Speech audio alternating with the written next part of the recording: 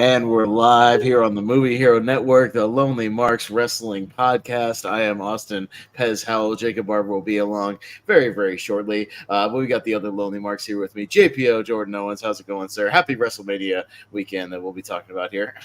Wait, what? What happened? No, I was saying, Okay. A lot of wrestling. This thing, yeah, just this little thing. A few minor notes. I think it's be fun to talk about what went down, and let's get to it. Yeah, for sure. Richie Goodacre, welcome, sir. How's it going? What's up? Yeah, no, can't wait to talk about the biggest event in on the weekend, the clusterfuck battle royal. Battle royal. No, good. Yeah, happy to talk about it. Lots to talk about, and I'm happy to get into it. Yeah, for sure. We'll get into a little bit of things here as we get going. Hey, Jonathan, how's it going? Good to tune in.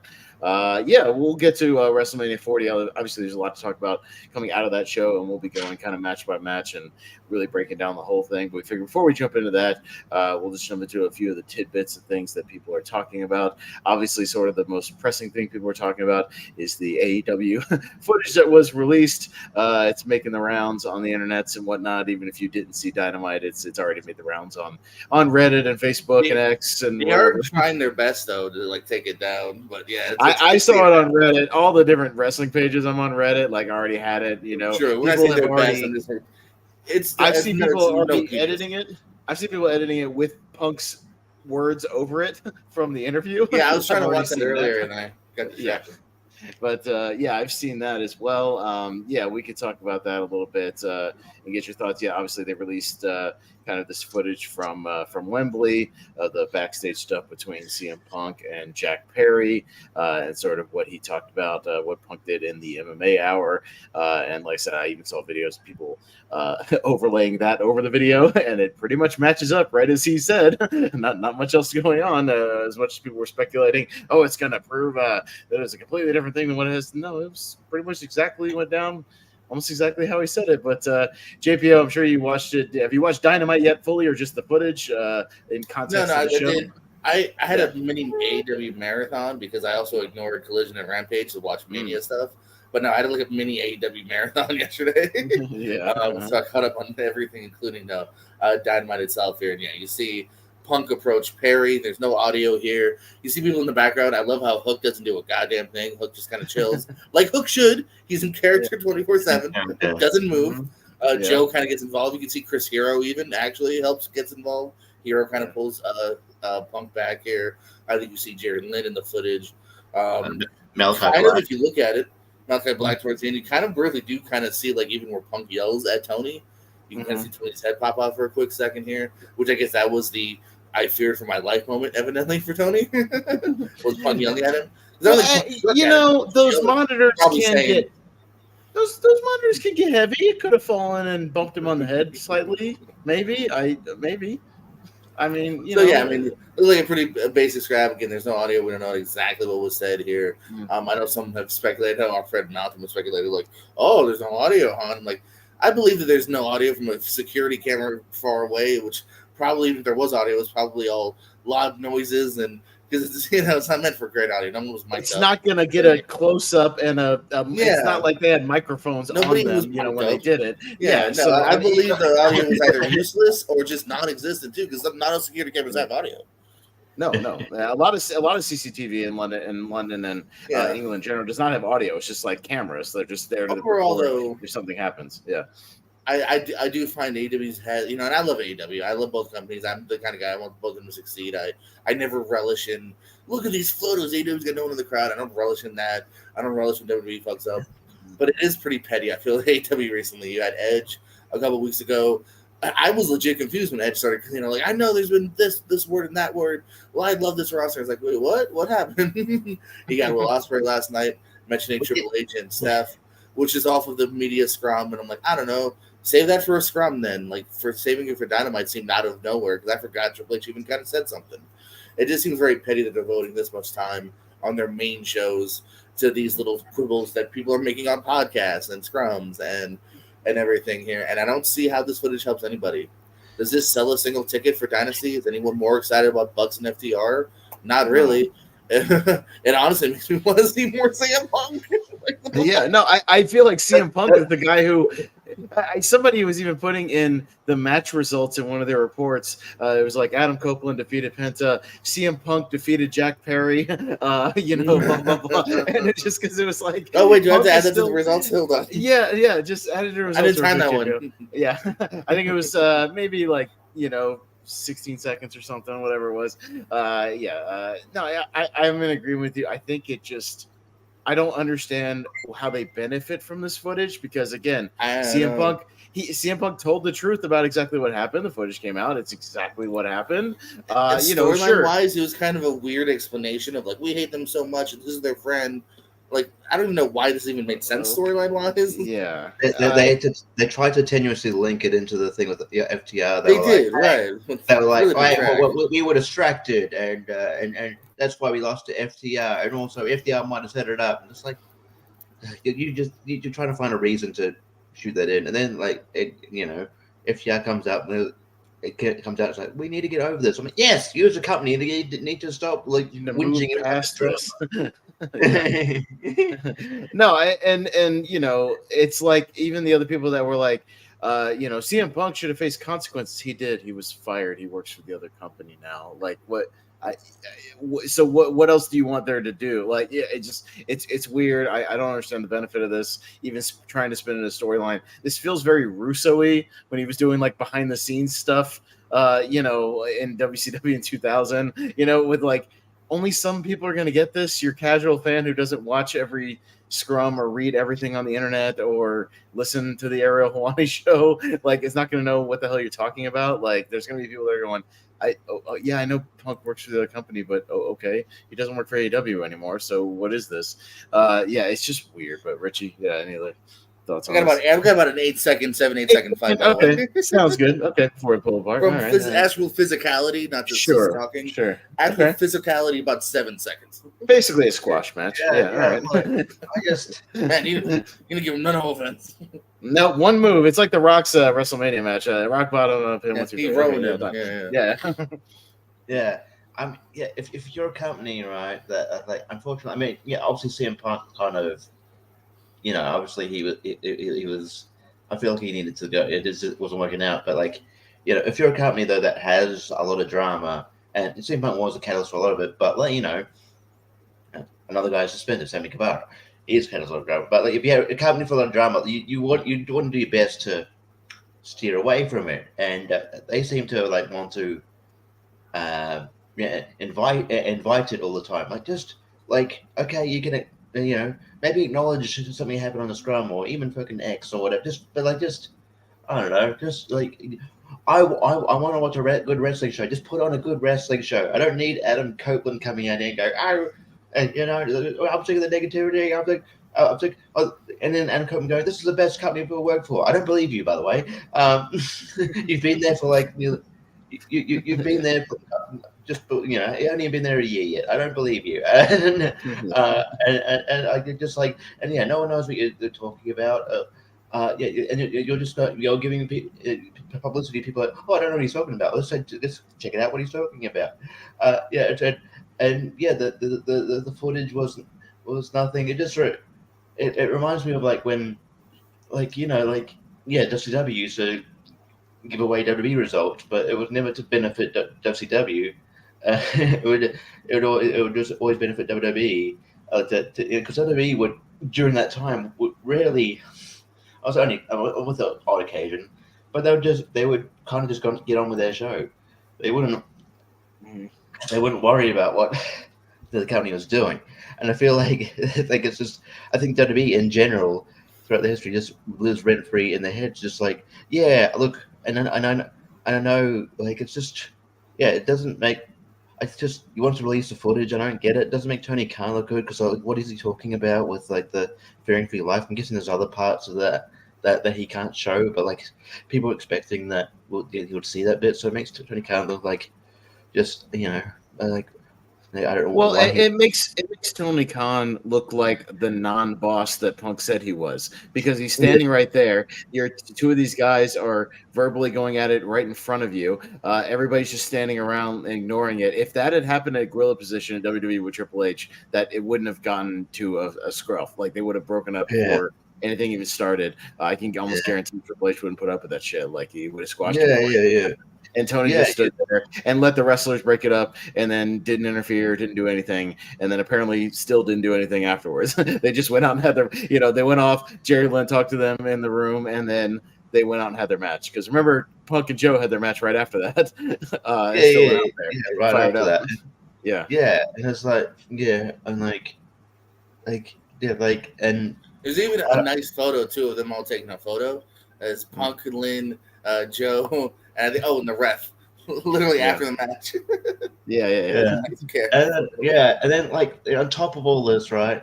Okay, I understand. Like Triple H said something on the Pat McAfee thing, where about like if people don't want to basically embrace the grind or like having a full schedule, he doesn't want them, which I think is a bit mean. Whatever, like it's a bit short sighted, but like I think he's asked a question where it's like, and he wants to stick up for the company. Whatever, it's a WWE. It's a corporate sort of line. I think you probably should have said something else. And obviously, well, it was probably, it could be a shot at Will Ospreay as well because he was dealing with them.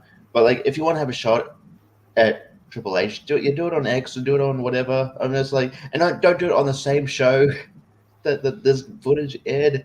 It's just weird. Doubling down on like slightly pettiness, I'm just like, stop talking about the other company. Just put on stop like. And it was kind of a pretty talkative Dynamite too. Like we had 5 matches. One of them was an Okada squash for a minute. So really, we had 4 like actual watchable matches. And usually Dynamite tracks to 5 to 6 decent matches. So it was also kind of a talky Dynamite. But people are like, well, they're in the right to kind of defend themselves because WWE and CM Punk were talking down to them on their weekend. I'm like, I don't know. I guess so, but like, don't be insecure. Just the best way to kind of defend, just put on a good show. The best way to come back from that would be to put on the best Dynamite you've ever had, and then lead into Dynasty and put on the best pay-per-view you've ever had. Like, and make that an effort to like get as many people as possible to watch your show and put on a great show. That would be the best way to fight back. I'm very curious about ratings next week because I know it went up a little bit this week because people were kind of interested.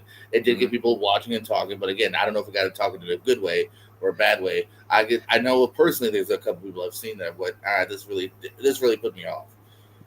So it's just like I'm interested next week. Whiny like victims, just like no, you should just kind of I don't know. There was no benefit to this footage of it being just like. Don't don't talk about it like this. CM Punk's like he only talked about it because he was interviewed about it. He's probably not going to talk about it again. Just don't mention. It's just never going to be a part of your brain. Just don't mention it again and go on. Create good storylines because at the moment WWE beating you in that and better storylines. They've been but you've got a great roster. Create good storylines. That's all I want. Yeah, I saw some of that as well. The live crowd was just started chanting CM Punk after the footage. So, Punk comes out looking the best out of this because again, whether or not, I mean, it's fine if you don't think he should have, shoved Perry and choked him or whatever. But like, again, he told the truth about it. He didn't like lie, he just said that's what happened. It's unfortunate that it happened, but it happened, whatever. And I moved on with my life. It's silly. But yeah, now he's gone. But he's living kind of rent free with AEW right now, and Tony can't move past it. Just run your show, bro. Run your show, dude. Just keep moving. But that's what we're doing now. So I mean, it's not much to say. Yeah, we'll see if it popped the rating or not. Like JPO said, if it did anything, or especially the rating next week too. Like, does it stick? If it pops, does it stick? I believe it's been proven that it popped it a little bit this week already. But yeah, like I said, I'm interested in next week to see if they keep that people, and then also too, or if even worse, they lose like the usual people. Right? Yeah, they just go back to where they were before. Yeah. So I was gonna wait for Jack Perry's return because that's gonna be fucking imminent, right? Yeah. Yes, he hasn't been on TV since then, right? So he's been He's done New Japan. He's been using the nickname Scapegoat. There's no real reason that he. I mean, like I get what he did in Japan, but like if you really believe he's like, I mean, if they truly believe like, again, that he's like almost like the victim and all this too, like they wouldn't have kept him off. They've kept him off like AEW TV for 7 months. Like, you could have put him back earlier. Yeah. You know what I'm afraid of is, I feel like his return now is imminent. We're gonna hear even more about Punk soon. Like, I'm afraid Perry's gonna come out and be like, "Let me tell you more about what happened with I've got more footage." Yeah. Like, shut up. I don't think there is any more footage, but yeah. No, he's gonna come out and cut a promo about it and dance around it, and say whatever. Yeah, just cut a promo about it. It's gonna be weird. Yeah. But yeah, so let's talk a little bit about the WrestleMania weekend in general. And we mentioned all this beforehand. We can talk about it before we get into Mania.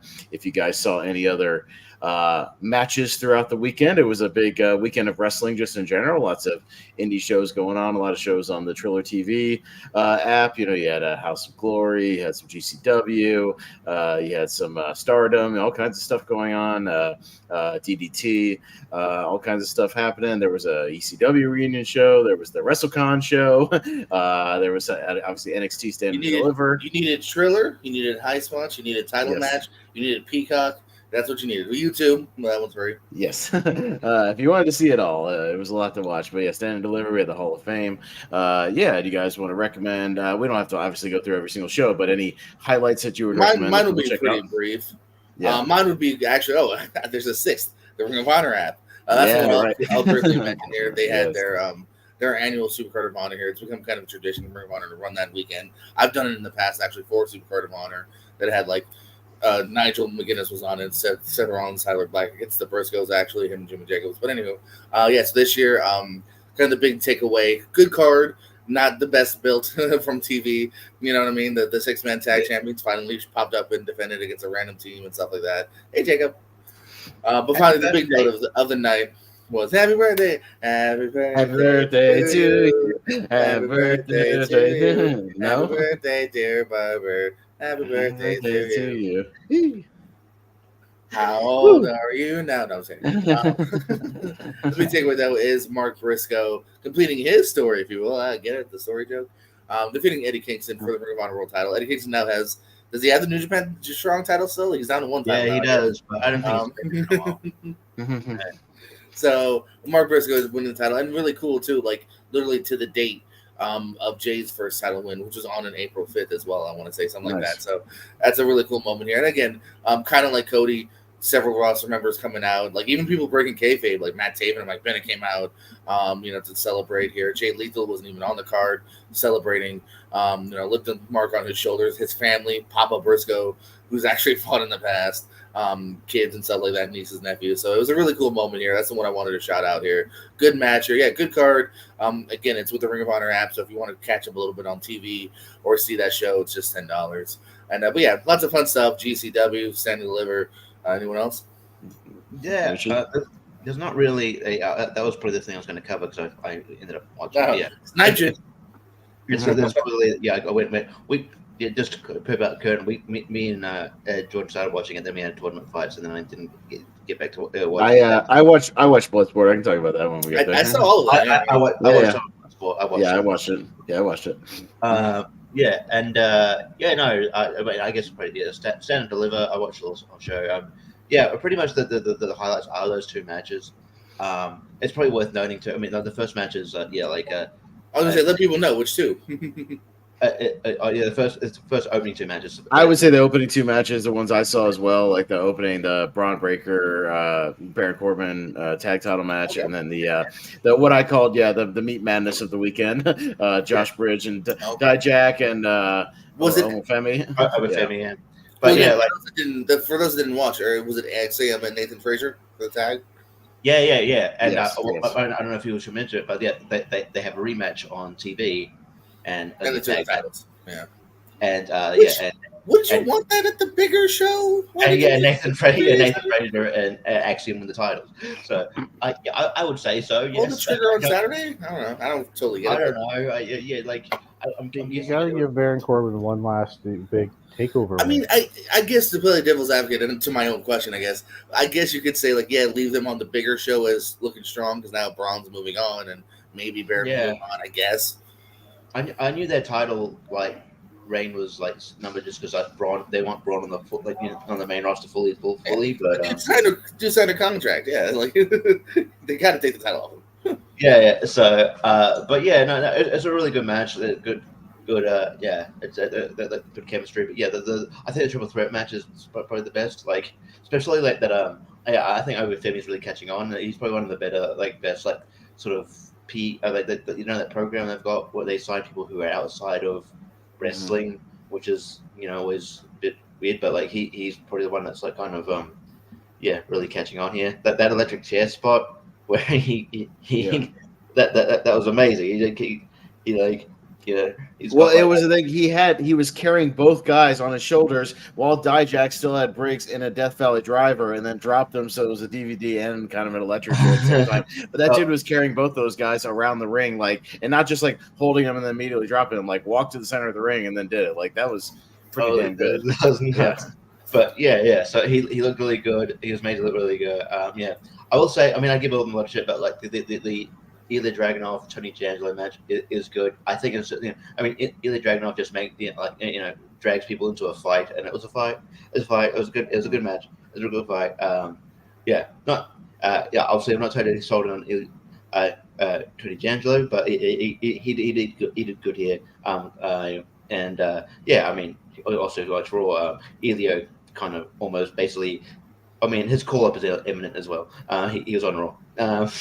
He beat Shinsuke. Well, no, they straight up said he's in the draft pool. So we should say they set up a draft is imminent in the next couple of weeks, so they're going to be doing a draft, and I'm sure some of those guys, Braun Breaker and Ilya, will be drafted and then full time. No, they even said pretty specifically Ilya will be in the pool in the draft. Right. Well, they didn't quite confirm that for Roxanne or anyone, but they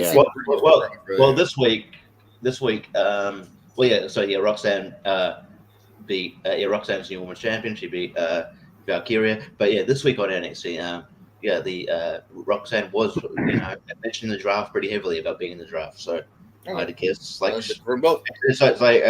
it's weird because obviously I think Roxanne is ready for the main roster, but also I thought they're giving her the title run because she had that title run was cut short because of injury last time. So I thought, she's going to get a big title run. Evidently, maybe not because it's probably still going to be a short one. What? I don't know what you mean, John. Paul Heyman. You mean Paul Heyman? Maybe. Maybe, but maybe if Roman takes a break, but I don't know. He's still with Roman. So I don't. Why? Where has that ever been discussed or hinted at? Unless they've got to do it would be weird if they did. Yeah, they need to do a Roman Paul Heyman split in order for that to kind of. Yeah, because I know he's a fan of him. Yeah, but I don't see him breaking away just to go manage Braun, because Braun could either be brought up or they could bring up Baron Corbin, just keep them as a tag team right now while they're still introducing him. Because they're hot as a tag team right now. They could keep. Yeah, I don't think Baron Corbin's been more over lately.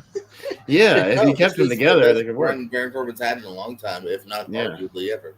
So just keep the Wolf Dogs together for a little while. I would say that would still work, and then you could break off Braun later. But let's give Jacob a chance. He's here. Let's give Jacob a chance. Y'all talked enough, damn it. Jacob. Happy birthday, Jacob. Any thoughts on either the AEW footage or any of the outside WrestleMania matches you saw, or anything Hall of Fame or anything from the weekend? Well, another thing about the clusterfuck when Buff Bagwell came out. My favorite was when Goldberg returned. That was great. No, unfortunately, I just didn't get a chance to see any other wrestling over the weekend. I thought the Hall of Fame was good. I saw Heyman's speech. It was weird that he chose to go out first, maybe he didn't choose to go out first, but it was weird that they chose for him to go out first. But then again, maybe he was like, well, now if I go over on time, then that's all right. He jokes about it at the very end. He's like, I've gone over. I've got to pee. Yeah. And no, I think that wasn't simply the thing. I think that was to where, hey, he easily can. No one's stopping him. Everyone else, you got a type 5. Right. And you can suck his dick. Well, also, there were 5, 6. Hey, don't say that. There's a lady watching. Yeah, that's what he said. That's true. There were 6 inductees, and 2 of them weren't couldn't be there or something, so there were only like not to be 4 mean, actual speeches. It's kind of it's go out of your way to watch Heyman. Everything else, Yeah. if you're really into that person, I guess. But otherwise, this was a skippable Hall of Fame. Yeah. Yeah. So yeah, but I just was unfortunately wasn't able to catch any other wrestling over the weekend. I'll go back and watch Stand and Deliver because it sounds like a pretty decent show. Yeah, I enjoyed at least what I saw of Stand and Deliver. Yeah, that triple threat meat match, and the crowd was even chanting meat at different points, so that was fun. I think that's starting to catch on like as a thing, which I like, especially when they were just throwing boots at each other and forearms stuff. That was a lot of fun. Yeah, but those guys beat the hell out of each other. It was great. It was exactly what I wanted. Just 3 massive dudes just wailing on each other, and it was excellent. Yeah, that was good. Yeah, that tag match was good. I guess just quickly speaking of meat, I guess that they're setting up the next challenger, Obafemi versus Ivar from Fighting Ring. That should be fun. I'm down with that. Yeah, and Ivar shows up in regular clothes. Like that was, come on. I thought you were a Viking. Yeah. But yeah, I guess the only other one we all, I guess, saw Bloodsport, at least 3 of us. And yeah, Bloodsport was interesting. Always a interesting show. You can't go into it thinking it's going to be like every other wrestling, on the weekend, because it's just not. Because most matches don't really go beyond 5 minutes sometimes. Hardly any of them go over 10. It's usually, they just have these flash finishes and whatnot. A lot of kind of worked MMA sort of fights, maybe a little bit of wrestling. Look that up. Let's see.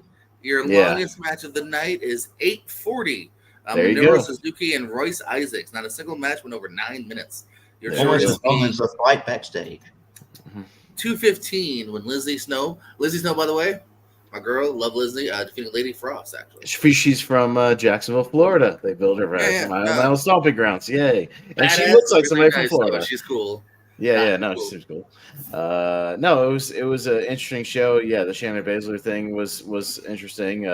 Walked out by Zoe Stark. Technically, WWE and TNA. Yeah, right. Won by stomping out. What's her name? Just Masha, just in the back of the head. Slamovich, who was very, very. She was probably the busiest female over the weekend. Mike Bailey and Masha Slamovich were on every other goddamn show I checked into over the weekend. They were running all over the place.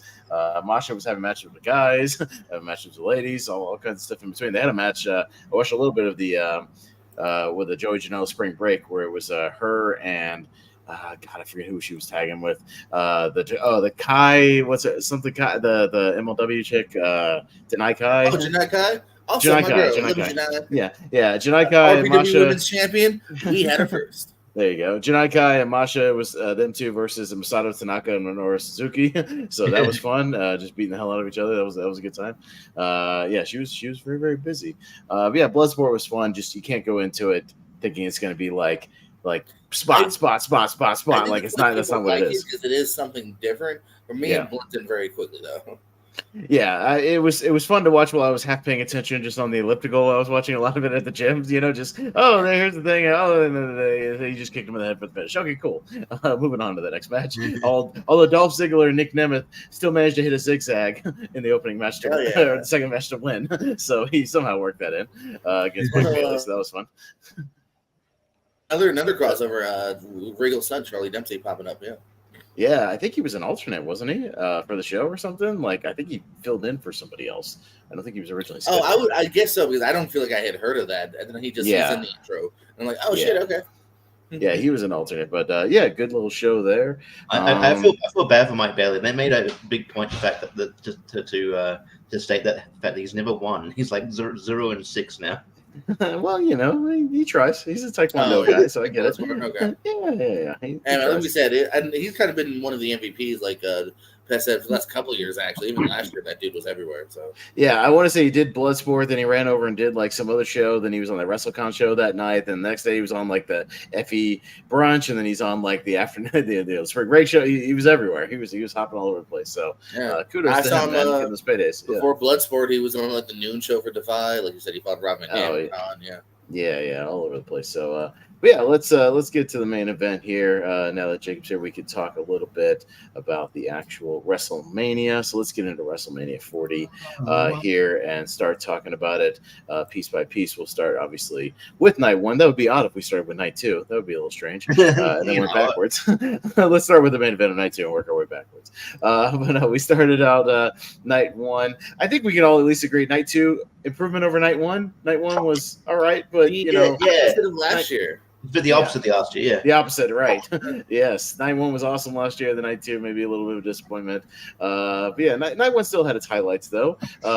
Namely, one of the ones, the opening match, because we had Rhea Ripley putting her women's title on the line against Becky Lynch. And maybe some people might have argued the best match on night one. I saw that going around. A lot of people seem to really enjoy this. And maybe not quite as good as Rhea and Charlotte from last year, where Rhea won the title, but still a very, very good match. But Jacob, what do you think about this opener from night one here with Rhea? I really liked it. Yeah, I don't. It was one of the. It was weird because I don't think the result was ever in doubt. So I mean, for me personally, like that, just takes it out a little bit, like the false finishes and things. But I still think. They put on a heck of a performance. Shout out to Becky Lynch for working sick too. Yeah. I'll stay home from work if I have a cold, and she's like, I'm just gonna go put on a banger of a match in front of 70,000 people with 102 temperature and a sore throat. And I'm like, okay, well, maybe I am kind of a. Maybe she figured, I'll do my thing, and then tomorrow I could just lay in the hotel room all day, and they probably let her. You know what I mean? Right. You can just rest all day and all week, and we'll let you have the week off. She's like, I don't need to watch Seth again. Yeah. Oh my God, this guy's all over this show. I'll see you when you get back to the hotel, babe. Right. Especially if you watch, after WrestleMania, like, what a geek! I'm married to this guy. Anyway, what a dork! He loses all the time. I don't think so. Yeah, I think up until the final two matches, Seth is still a winner because he goes home to Becky Lynch. So you know what? He still wins. I think after the money he made this weekend, and his wife, he's doing fine. They're doing good. Sorry, Jake. I think up until those final two matches, that the IC and then the main, I was like, I still think Rhea and Becky was my favorite match going into those, and still up in the air actually. So yeah, I saw somewhere some group or some page on Facebook posted Becky worked sick and still carried Rhea to a fantastic match. I was like, carried Rhea? Rhea was great. They both did. Rhea great. Carried Nia Jax last month. What are you smoking?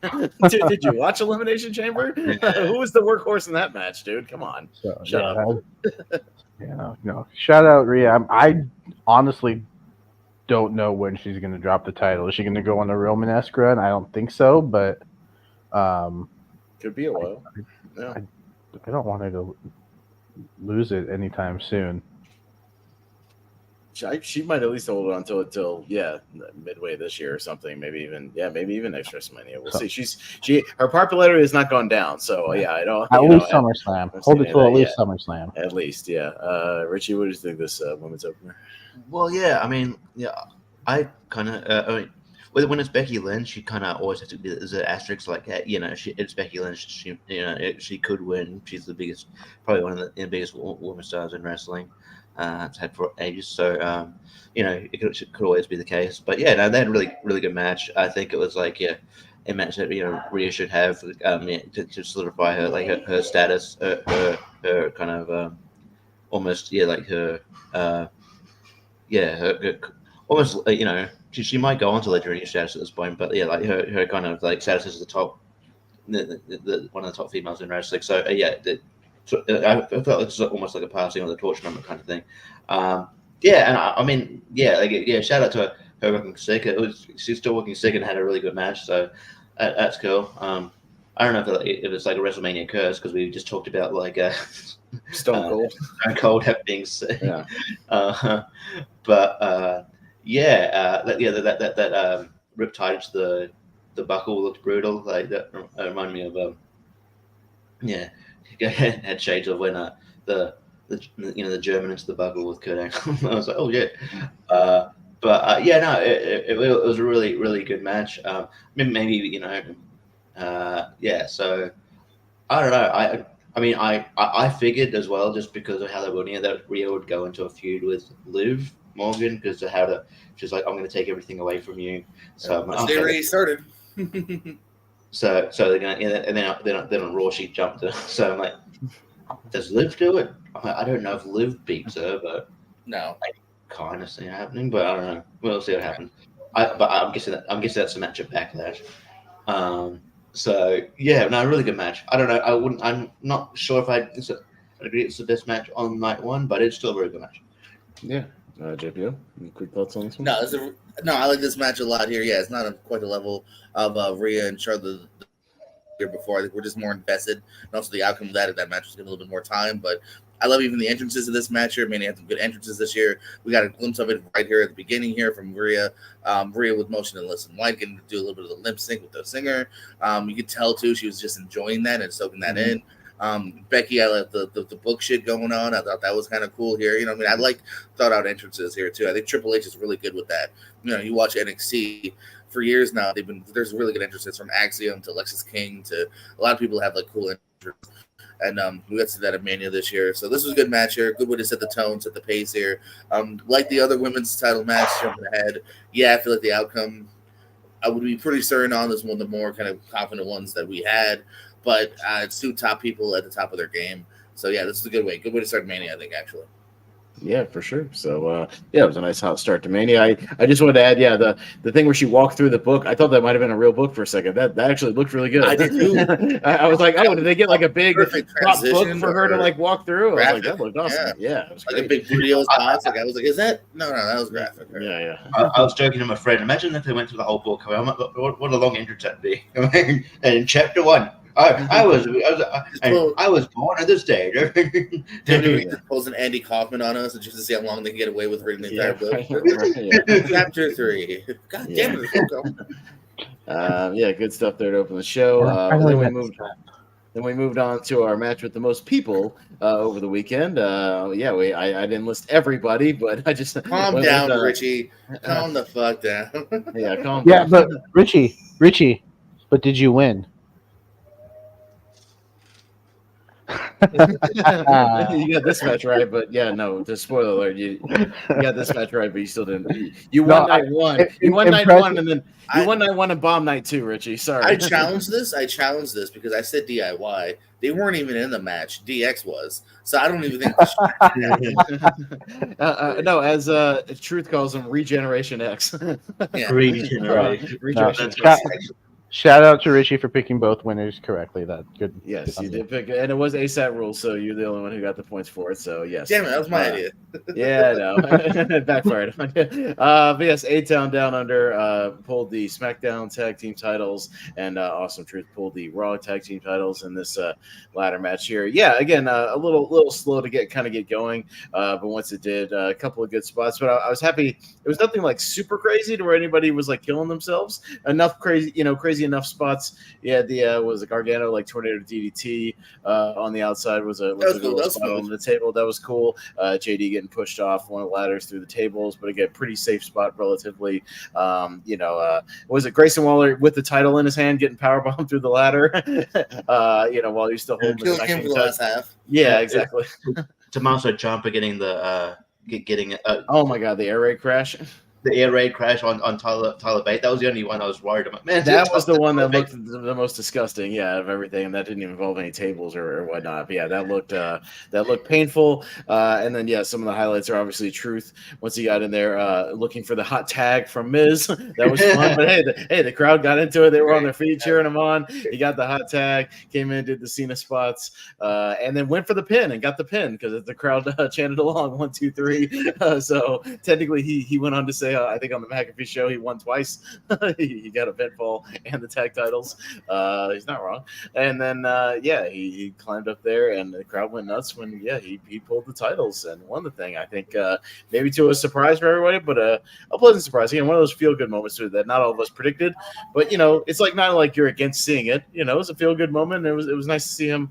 That he's going to get at least maybe one more run with a title. Before he maybe hangs it up at some point. I mean, dude is getting up there in age, even though he doesn't look it, and he's been around the company for a long time. Yeah. So, but nice to see. But he's one of those guys. I don't think he looks much older than like 2004. Truth, like no, he still looks good, and he's still in great shape. Yeah, he looks great. From 04, you're like, he's gonna be like Ernie Hudson. He's gonna be 79 years old and still look exactly the same. Yeah. So he's gonna be good.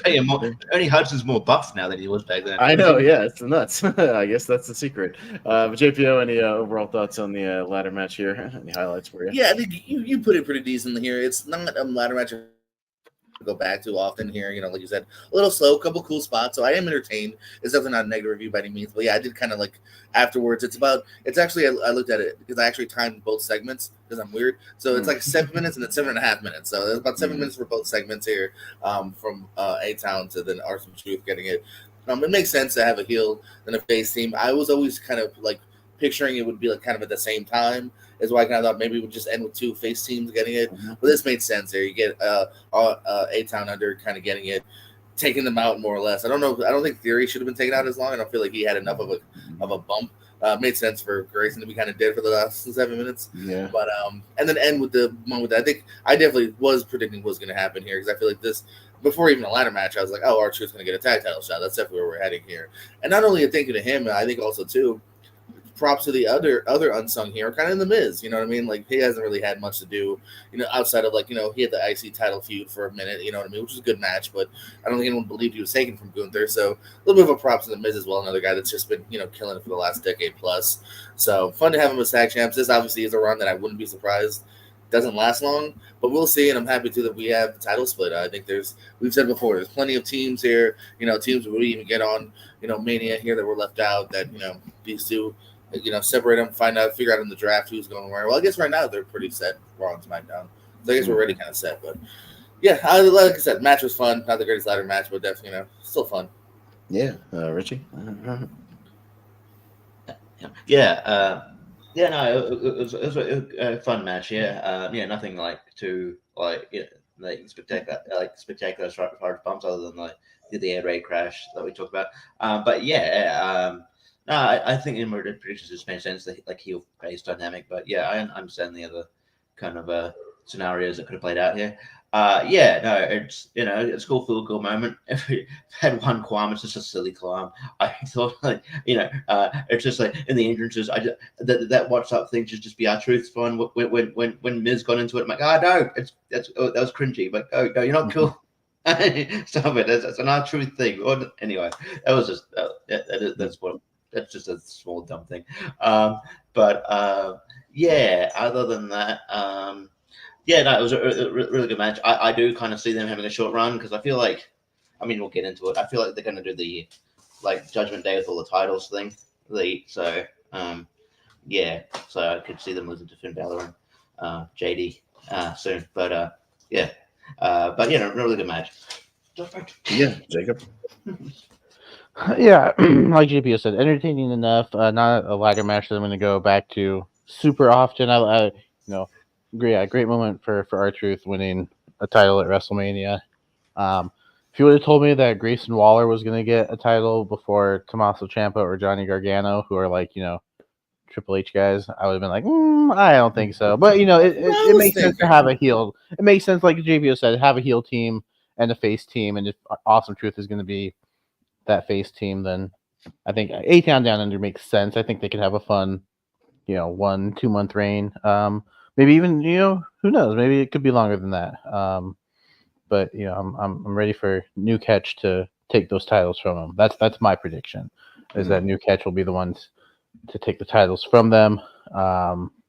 Entertaining enough, and like I said, glad to see Truth get a big WrestleMania moment. Yeah, for sure. And that didn't make top 12, you guys. I went back and I rewatched the top 12 WrestleMania moments, and R-Truth finally getting his moment. Was it at least an honorable mention? No, it's good. You guys. No, it's fine. Then we went on to some other tag team action here after the tag team ladder match. So some other tag teams lingering around.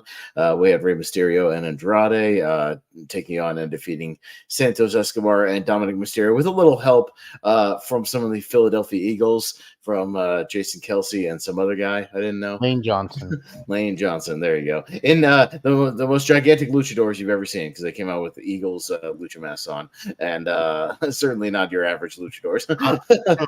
Luchadors. I'm like, I thought one of them was Goldberg or something. It's me, Travis Kelsey. Yeah. Yeah. No, I was like, I guess it's a sports person. I didn't know who else it could be, but I mean, it made sense. Obviously, in Philly, got a big pop from those guys. But yeah, they did their thing. Yeah, Jason Kelsey, I could see him doing more stuff now that he's retiring with WWE here and there. I know him and McAfee are buddies, and he's got some connections in there, so we could see him pop up again doing some stuff. We'll see. But Richie, what did you think of this tag match here? I thought the match was okay. I thought they were doing all right. I didn't like the finish, to be honest. I understand you wanted to integrate the Jason Kelsey because he's a big star, and whatever they got into there somehow. I don't know, man. I didn't like. I thought it'd be cool to get Dominic to have a sort of moment. I guess maybe they'll just do the Dominic and Ray again next year, and Dominic wins. But I don't know. I like the match up until that point. I'm just like, okay, I don't know. Yeah, just kind of I didn't like. I thought like Dominic and especially Ray supposed to be like this kind of big personal feud, and it's kind of turned into a comedy match, and it's like, okay. But yeah, and like I don't know. I was a bit disappointed by it, but like that actual in-ring action before that was obviously good because all four of these guys are good. I can say, what the fuck is that? That's good. That's cool mask, man. It distracted me. But yeah, I even say like Dominic Mysterio is good at this point. Yeah. So, but yeah, I don't know. I just think the finish kind of, I don't know. Let it a bit sour, but I don't mind the match. It was fine. It was there. Yeah, Jacob. Hard to breathe in that thing. Jacob. Yeah, the match was fine. I think this starts the string of like 3 matches where I'm like, okay, that was fine. I wasn't disappointed. I think there was enough there to keep me entertained, but yeah, the finish kind of takes me out a little bit. Like your baby faces shouldn't have outside interference to win. Especially when like it doesn't. I don't think it calls for it. That's the name of their 4th and inches move. They all line up behind Jalen Hurts and push him forward in the booty. But yeah, I was also a little disappointed because I was like almost certain that Carlito was gonna turn heel, and he didn't. I'm ready. I like heel Carlito, so that was like more personal, like just a thing. Like, hey, let's see heel Carlito before you. Maybe they were saving that for one of the other pay-per-views to be like a bigger moment or something, not just lost in the middle of the show. I don't know. I bet it'll happen on SmackDown. Yeah. And it was weird that he was the only one that came out in street clothes, and everyone else came out in. Yeah, I never understood the thing. We talked about it on the show. That's a weird pet peeve of mine. If you're not in the match, but you come out in your wrestling tights, why? Why are you in wrestling tights? I made that appointment with my friend. I'm like, why is Angel and Umberto wearing tights? They're not in the match. Why aren't they just wearing clothes? Like, I was like, is this going to turn into an 8-man tag? Well, that's what I thought at first with how many damn people were around the ring. I was like, are they just going to make it a big scramble, like 4-on-4 thing or something? Because it might as well been with how many people were running around the ring. There was more people out here than the ladder match, with including the women. There was just people everywhere. I couldn't keep up with it. There was just all kinds of dorks running around. I need wrestling those. Jesus. You're sweating. You're literally sweating. Ask go DM right now, DM Excalibur, how he does whole pay-per-views wearing that damn mask. I don't understand. Yeah, that's insane. He wears that thing for like 5 hours straight. That seems nuts. JP, any thoughts on this one? Okay, yeah. So Jacob said something that really bugged me too, which was I liked the match up until the finish here. I first I was very confused. I was like, the Creed brothers? Who the fuck is this? Like, how does this make any sense? And then it's the 2 football guys that have nothing compared to the story. It makes your faces look weak as shit. How cool they won because of these two fucks. I don't give a shit about the people, so yeah, that bothers me. I have the heels be pissed that they lost. Give Ray a real win. Have the fucking footballers come in and stop them from a beatdown or something. I don't know. I don't think they need to be involved in the actual match. It's probably what really kind of annoys me here, because it really does to me put a kind of a stamp, a negative stamp on what was otherwise a decent tag match here. Yeah. Also, I'm pretty sure like 20% of the crowd was probably actually from Philly, so the other 80% was like, "Oh, okay." Okay. Yeah, they're in Philly, That's a solid point too. It's a very international crowd. It's not a lot of out of towners out there. They're not going to all be cheering for the Philly person necessarily. Yeah, Not even out of towners, out of country people. I saw Australian flags there. Yeah. Well, that's why I said it's an international. Yeah, it's WrestleMania. People go from countries. Yeah. It's not just U.S. wise. No, and I know people too that are like they hate Philadelphia too, so put even more of a stamp on it. Like sports fans like hate that team. Yeah. I mean, like, didn't they show that Tom Kettle guy a couple of times in the crowd who's supposed to be from Philadelphia, and they booed him a couple of times? George Kittle. Yeah, I don't know who that was. It's the San Francisco guy, but yeah, it's San Francisco guy. Okay. Yeah. But yeah, it's like how many people are gonna pop? Oh yeah, San Francisco. Third guy in one row. So, yeah. Okay. Yeah. I think the match that we could all probably agree was maybe the most disappointing of the weekend. Jey Uso defeating Jimmy Uso. A match that we all thought had potential to be really good or have some good drama, but it just kind of came and went with a thud, in my opinion. I think it just kind of it just happened. Maybe. I think they should have done this match like 3 months ago when it was a little bit hotter. It seemed like it got lost in the shuffle of the other bigger bloodline storyline a little bit. If you've done this maybe at the Rumble or something, I don't know. It's just something felt off about this. It lacked the drama. It just even lacked the in-ring stuff. It was just a lot of like, super kick, done. And it's just pinfall, no interference, just no real progression of the storylines. It's like Jay just beat him clean. And that was it. Over and done. In the pantheon of brother versus brother matches at WrestleMania. I mean, it wasn't Bret and Owen. We'll just say that. So, Jacob, any thoughts on Jay and Jimmy here?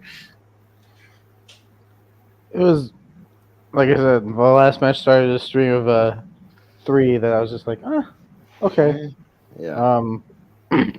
Whereas I had less expectations going into the other 2 than I did this one. This is probably my most disappointing match of the night, probably of the weekend, to be honest. Because, I mean, these 2 should know each other really well. They should be able to go out there and put on. I mean, I think the match only lasted like just over 11 minutes. It seemed like they were saving a lot of time for that main event. But man, you give them 15, 20 minutes, tell them, hey, just go tell a story. They should be able to. So I don't know what happened and why this one fell off, but it did. I didn't hate it, but I'm like, if I go back and rewatch matches from WrestleMania 40, this one's probably, bottom 3. Yeah, for sure. Richie. Yeah, look, this match had like such a long build to it. It was just a match. It was just there. It was like they didn't wrestle like they kind of had this huge animosity going into it. There was just like, and it was just like when he hit the splash in his one, I'm like, okay. I feel like the Bret and Owen, the brother versus brothers, was the peak, and no one's been able to even touch that. Like even like Matt versus Jeff's never worked out. I don't know, brother versus brother just doesn't. I don't know what it is. It sounds good. Jay and Mark can do some cool shit back in the day. Yeah, I know, but like maybe on the WrestleMania stage in WWE, it just doesn't. I don't know if it's cursed. It doesn't. Like you'd think, like on paper, it will catch fire, and it doesn't. I don't know if they just got their time cut before they went out, but there's just nothing. Yeah, there's nothing to suggest like, hey, this is. Yeah, it could have been more of a banger. This was the one where you could have had like interference, like it could have been overbooked. Like, I don't know. Like maybe I thought maybe it would have been cool if you had Rikishi come out if you could do something. But yeah, and I've been pushing for them to have Rikishi come out and settle the boys down for a while now. So tell those boys to go sit in the corner for a little while and talk it over. But they still haven't done that. He was in town. He was at the Hall of Fame. I saw him. He was right there. This feels like a match that you could just see on Raw, to be honest. It felt like a what, like 10-minute Raw match. I don't know. It just didn't have that WrestleMania feel to it. So it was just disappointing. And maybe the feud continues, but it's like, you should have had the big blow off huge feud here. But yeah, and I don't know. I think Jimmy Uso needed the win more than Jay does. But anyway, I guess Jay's. We'll get into it, but I think he's challenging probably for the title Backlash. But maybe that's why they put him over to make him look strong. Yeah, JPO. Yeah, guys, no, I'm with you. This is the disappointment of the weekend here. I actually kind of do want to rewatch it and see if, like, maybe with lowered expectations, if it would help. Because, yeah, just, you've built up to this for a very long time here. Like Ray and Dominic last year, they kept them off, off brands, different brands. So they, be a reason for them not to touch for the most part. And yeah, this felt like Richie said, a Raw kind of SmackDown match. It kind of felt like they were saving it for Backlash, or for maybe they're saving it for SummerSlam, and we're gonna get back to this because it really did feel like we're gonna hold back. Maybe the time was cut, or they're just saving it because this was it was fine. I mean, in a silver lining, I'll say kudos because if this is one of your top 2 to 3, if not number 1 worst match of the weekend, it's not that bad of a weekend then. You know what I mean? It's not that it wasn't shits by any means, but yeah, no. As far as a match that on paper, I was like, this could steal the night. Far from it. This was the most disappointing of the night. Yeah, for sure. So, a little disappointing there. And a match that, again, was kind of just a match, maybe there just to show off a certain person in the match. Jade Cargill, Bianca Belair, and Naomi defeats Damage Control in kind of a 6-woman showcase here. Not a lot to talk about in this match, other than it was pretty much what everybody thought it would be. Naomi kind of out there to take the take the heat, and then we get the tag to Cargill, and Cargill comes in and does a couple of moves and shows that she's got star power, and that was it. And Bianca hit a really hit a shot with her hair that sounded like a gunshot going off. I will say that at one point she whipped somebody in the back with that thing, and it sounded really loud. I mean, not a whole lot to take home about. Jake, they're definitely pushing Cargill as a big deal. They did it here, but not much going on here. Jacob, you think your third disappointing of the little 3-pack? Yeah, not that I had I agree. high expectations going into it. But I thought we could at least get some good back and forth between maybe Bianca and Asuka, which is a one-on-one match I'd like to see. I'm sure we've seen it before, but I wouldn't mind seeing it again. The entrances were cool. I really like the entrances. Dakota Kai felt a little out of place for Damage Control's entrance, but hey, she looked good. This was just a showcase for Jade, and even then, there's only an 8-minute match, I think. So it's not really much of a showcase. Again, I don't know if they were cut for time because the main event went 45 minutes plus entrances. So who knows? And I'm pretty sure you timed it. So I think the main event took an hour when you add.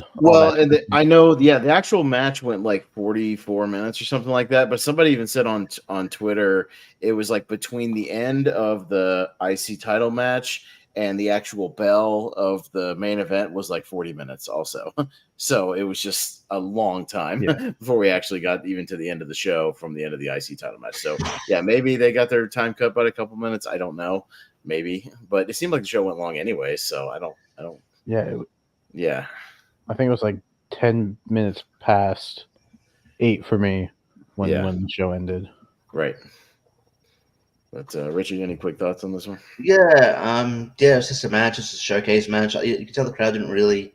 I mean, you could tell the crowd knew what the match was for as well. They didn't really, care about else in the match other than Jade. It's we want Jade. So Jade came in, cleaned house. I could see Jade and Bianca being built up kind of like your Jade and Jimmy, where they're kind of they're teaming and kept separate. So I could see Jade going to Raw in the draft, even though she's only been on SmackDown briefly. Just because I think Jade and Bianca are probably going to wrestle WrestleMania at some point, maybe next year. But this is a good showcase for Jade. She's obviously got that.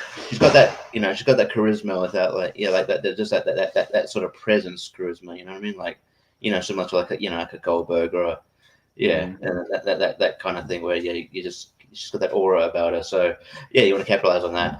And like Jade Cargill did show up on Raw and like got a huge pop and like squash Chelsea Green. So it kind of makes me think, oh, like they're high. They want her on the sort of more rated show. So I'm thinking that's maybe She might even be one of those people that just stays undefeated for a while, kind of like Gunther.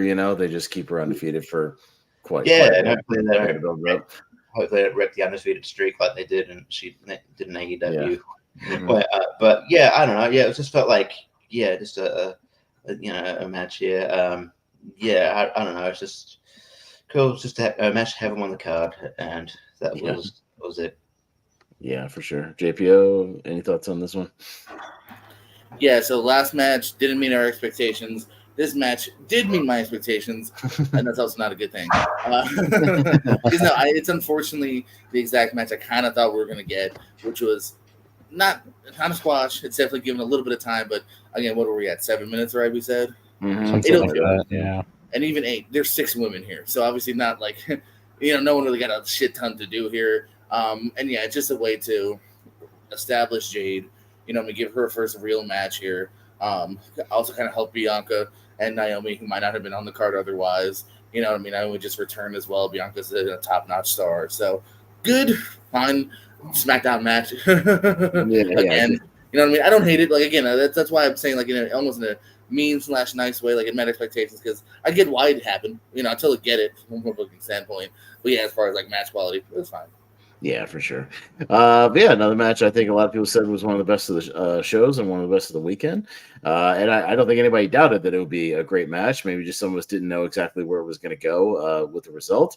But yeah, Sami Zayn defeats Gunther, finally puts down his undefeated streak as champion. I was telling Jacob when we were watching the show on night 1, because you guys joined us for a good chunk of night 2. But for night 1, as soon as they started doing the stuff backstage, we're like, he's meeting with his wife and his kid and all this stuff. I was like, oh, Sammy's winning. Oh, damn. I was like, can I change my prediction? I was like, can I change it? We haven't started yet. Because as soon as they did that, I was like, oh, yeah, okay. They're really hammering it. Yeah, they really kind of hammered it in here. Yeah, he hugs, like, Kevin Owens right before he goes out the curtain, the whole thing. Again, great stuff what they're doing with the camera and the backstage stuff with this director they've got, like following him from that all the way to the gorilla position, hugging Kevin, hit the music, follow him out on the ramp. Like, that was awesome. Like, I like the stuff they've been doing with the camera work and everything. It's great. I was saying to my friend, you know how like SmackDown vs. Raw, that you'd go into like the like like there would be this thing where you walk backstage and then go into the ring. It kind of felt like that. Yeah.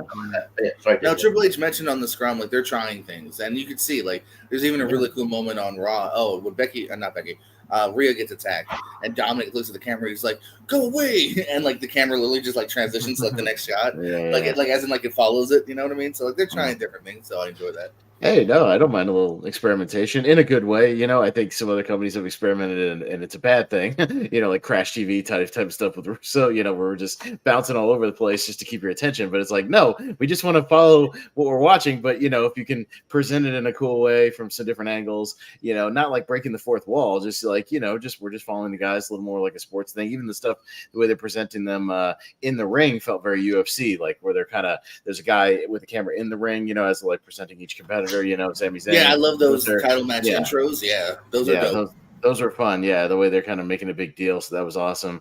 Shout out to Samantha Irvin as well, who did a great job the whole weekend. She was awesome doing her thing. But yeah, no, great match here. I think, the thing that everybody's kind of talking about this besides just how hard hitting and not was that Sami Zayn finally hit the brain buster in WWE for the first time ever. I think he's teased it a couple of times, but he's never quite hit it. And it seems like if you're going to break it out, why not at WrestleMania for the big win and kind of lead into the finish there, because he hit it and then hit a couple of Luva kicks to win the thing. But yeah, it was a very simple story. Big man beats up little guy, for a while. Sami's really good at selling that and really selling the pain there, especially from the shots with him and his wife in the front row and whatnot. We always me and Jacob also wonder what happened to the kid. Is he hanging out with somebody backstage? He said he was going to watch it on TV, I guess. But Sammy does say like take him away or something. So. Yeah, so it would be funny if Kevin Owens was watching him. That would be funny, in the back. Hey, go hang out with Uncle Kev. It would have been nice if they had like done one quick shot of like him like watching Paw Patrol. They're in the back like doing something, like smoking cigarette. No, I don't know. No, you're a bad influence. Don't do that. He's hanging out with he's hanging out with Imperium, Ludwig. Yeah. Good. I mean, Sammy. Yeah. Root for Gunther, right? Okay, yeah. No, that'd be interesting. But yeah, great match, as we all kind of thought it would be. And yeah, Sammy getting the IC title here. So and maybe signals that Gunther's going to move on to some other things now. Maybe move into the world title picture, as we've all kind of speculated he's definitely ready for, and bump him up into that position. So we'll see what happens here with JPO. Any thoughts on the IC title match here? Yeah, this man pretty decent expectations here. I still, if you want me to argue, I still kind of maybe would have liked Chad Gable. I think it could have helped him out a little bit more, but that's fantasy booking here. What they did was still pretty good here. Sami Zayn getting a nice singles win here, probably easily, I would say probably his biggest singles win on a Mania. I like kind of more of a back and forth sometimes with Gunther. This felt like a lot of like 80-20. Sammy all of a sudden comes alive at the end here, but still well told story here. Good moment, good match, and another pretty decent. Like, this is kind of where it's like it's at least lifting off a little bit to the next level now. Yeah, for sure. Feeling like a big time Mania stuff, Richie.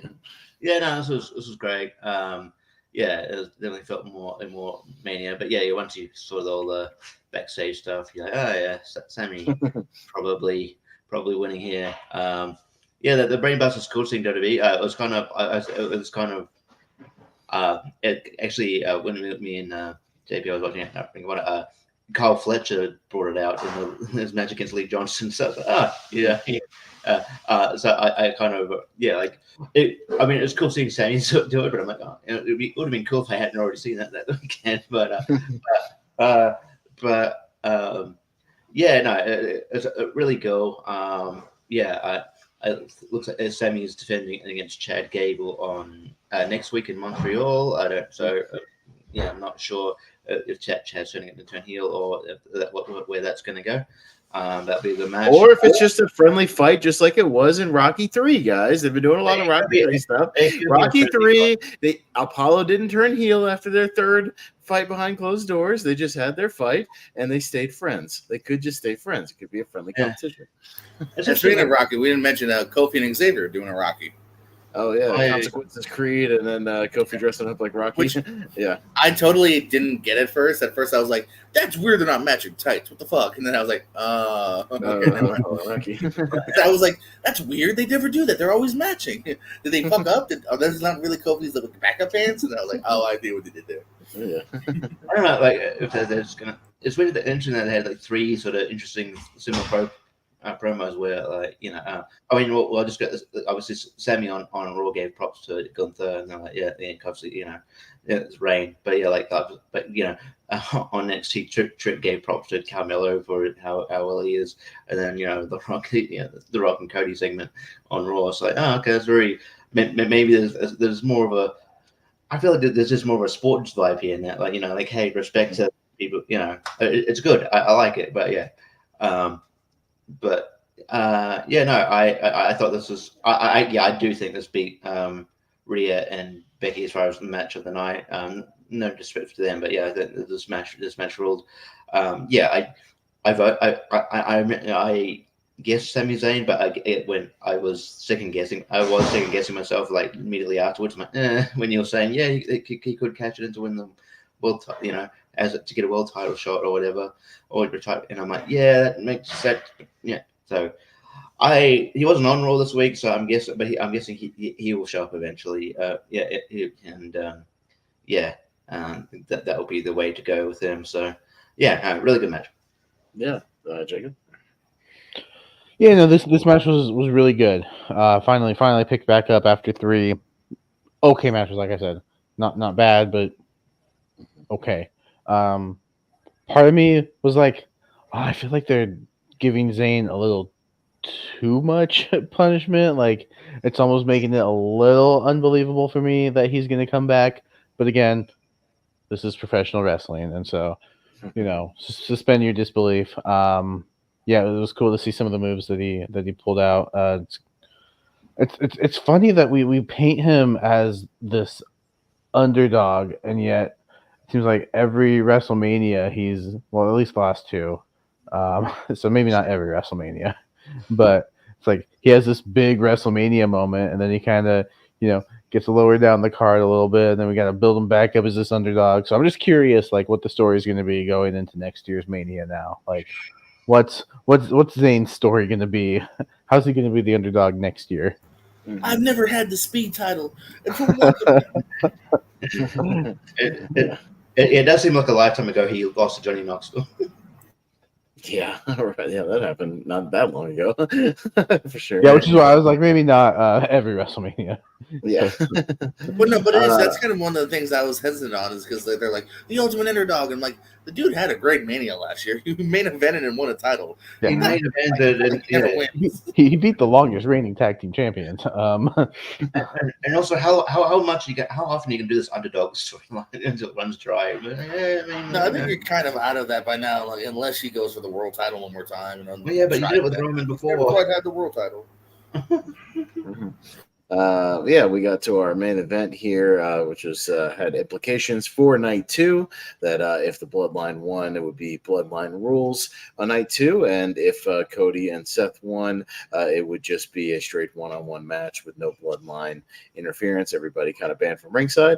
But The Rock and Roman Reigns, the Bloodline, did defeat Cody and Seth here, and a pretty straightforward match, but definitely started off slow, but got pretty entertaining and whatnot towards the end. Very long match, as we said. I think this one went 40 plus minutes here. But the main thing I took away from this, I thought Rock looked great in this match. I thought he knew his kind of limitations, didn't blow himself up. You know what I mean? Just came in, hit his spots, realized that he's not the Rock from 2000. Not to go, maybe that pace and try to go as fast as he did, but be, that heel Rock, be a little more deliberate, know when to hit his spots. I thought he looked really, really good. The spot where Cody hit Rock with a rock bottom through a table was pretty good. That was good stuff there. Roman getting his stuff in, and Rock finally pulling it out when he got the tag. Roman tagged him in to put the finishing touches on Cody, and he hit the rock bottom and the people's elbow and put him down. To kind of he brought it up on Raw. He's like, "Yeah, you won the title on night 2, but I pinned your ass right in the middle of the ring on night 1. So just keep that in mind." Moving forward, but I thought it still a really entertaining main event, and a little stretched out, but still I thought really, really good stuff. But Jacob, what do you think of this main event here? Yeah, I thought this was really good. I think it actually may have surpassed my expectations. I was like, The Rock, like, what's he gonna do? Like, because we saw him with Jinder, and he kind of was getting gassed a little bit, which is weird because the guy's like in insane shape. But I guess ring shape is a little bit different. Ring shape is different than being a bodybuilder. You know what I mean? It just is. Yeah. So I was like, we'll see. And then, like, it doesn't feel, to me at least, like a 45-minute match, because I think they were able to tell a good story, and I was invested. And I love that The Rock leans into like his being on the board, and like makes that a part of his character. Like, hey, if you count me out, you're fired.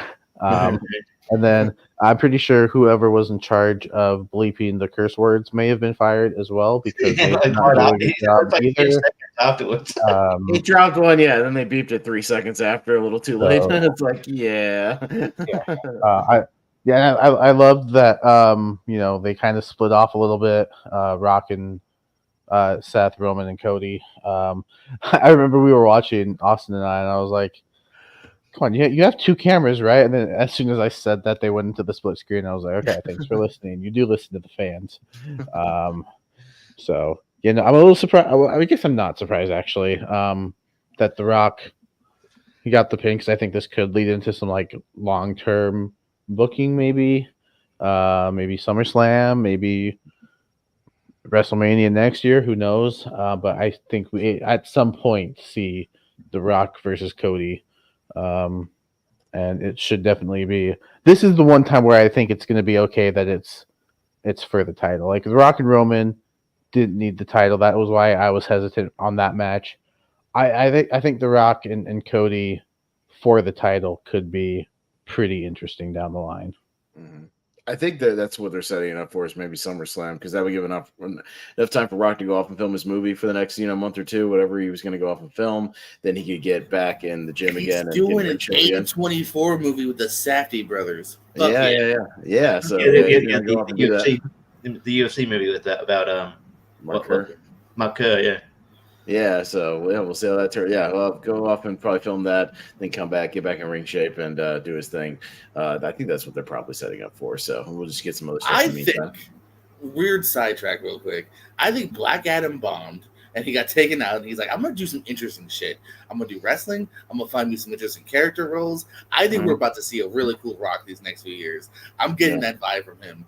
Where he's like, all right, fine. You guys don't want Skyscraper and Rampage 2? I'm gonna fucking give you something, all right? I don't know. I think it was a Rampage 2. Isn't that what we've been asking for The Rock to do though? Is to not do shit. Like I said, we got Heel Rock back. I never thought we'd see Heel Rock on TV. He's doing the Safdie Brothers movie. Like, I don't know. I'm enjoying. I don't think anybody was clamoring for Rampage 2 and San Andreas 2. I'm just making that shit up. I know San Andreas 2 was on the docket for a while. Yeah. I don't even know how you do a San Andreas 2. Oh, it happened again. I'm not clamoring for a Rampage 2. We're about to see Twisters. If a Rampage 2 is announced, I'd be like, I'll see that eventually. Yeah, I watch anything. Yeah, I watch that on streaming eventually. Richie would. Yeah, no, I thought this match was pretty good, and I liked Seth Rollins' entrance is ridiculous. With his fucking stupid. It looked like he was looked like he was going to the Met Gala or something with his stupid fucking. It looked like something Lady Gaga would wear. I meant to be confused. It's like, is that a hat? I like his hat. It's like, I don't think it's a hat. And I don't think it's a hat. But the people following him, I went to my friend. I'm like, is that a? It looks like Adam Rose's entourage. That might have been local wrestlers, but I guess they're just like a local jam band or some shit. There was one of the entrances. I think it was on night 2. I looked at JPO and I go, "All right, time to spot the indie wrestlers on the rampway."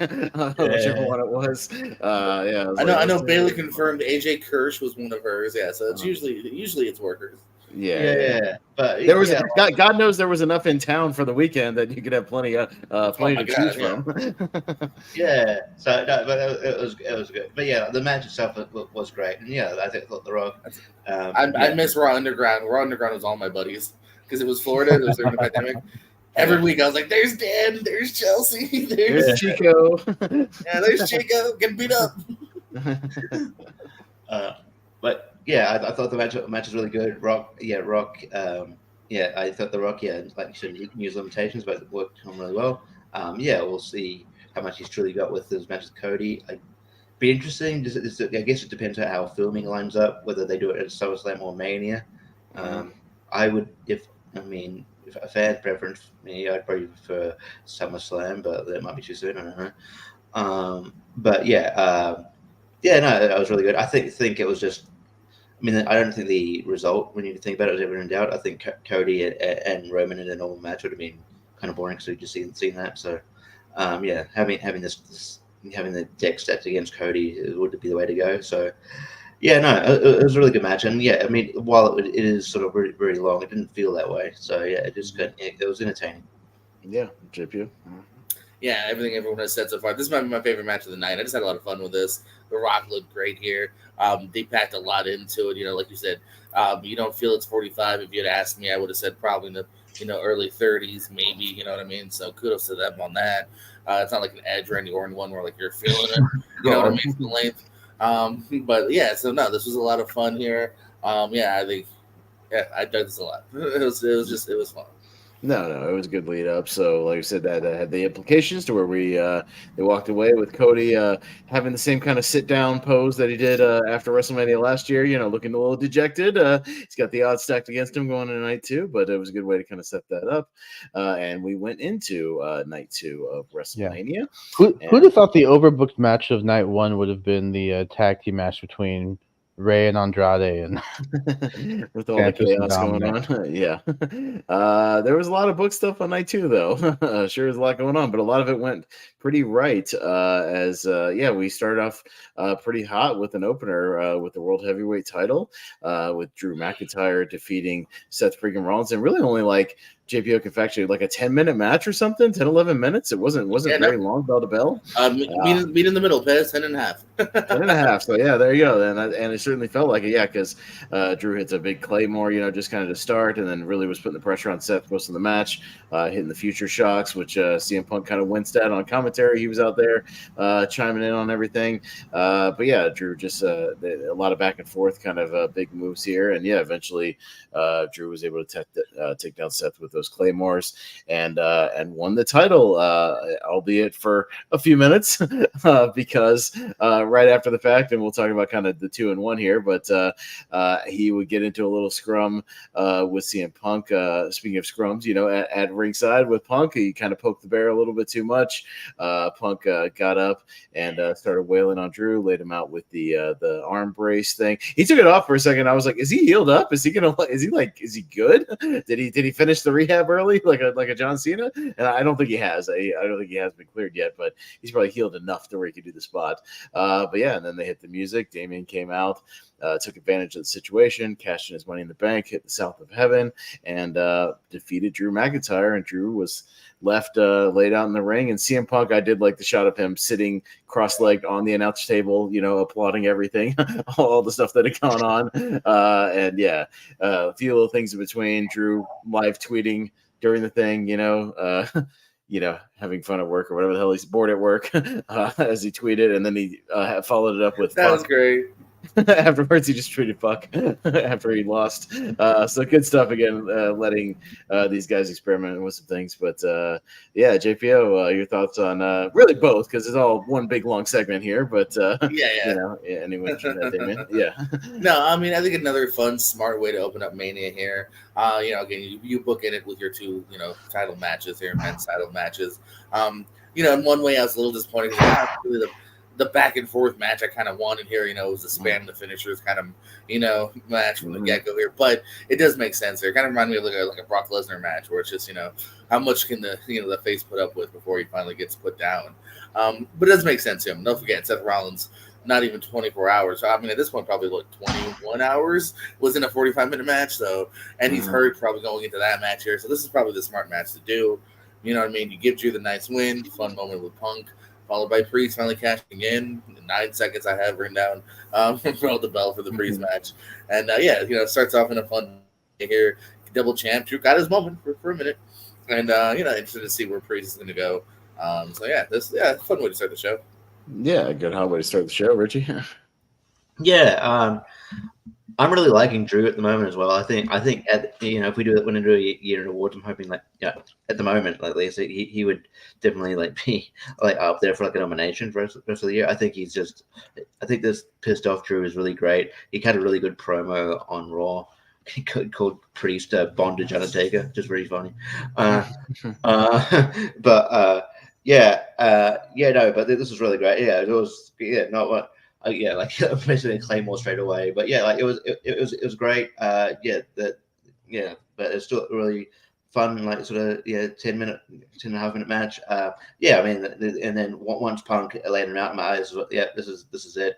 He's gonna do it here, and then Priest won. I hope. I don't expect Priest to hold it for a lengthy time or anything like that, but I hope he has it for a couple of months. I'm guessing it's Priest and unless they do Priest and Jey Uso on Raw, I think it'll be Priest and Jey Uso at Backlash. I expect Priest to win that, and then maybe drop it back to Drew at Clash of the Castle. Maybe we'll see what happens. But I wouldn't mind Priest having a decent run, because when he came out with the title, the crowd were quite receptive to it, and they were trying you deserve it.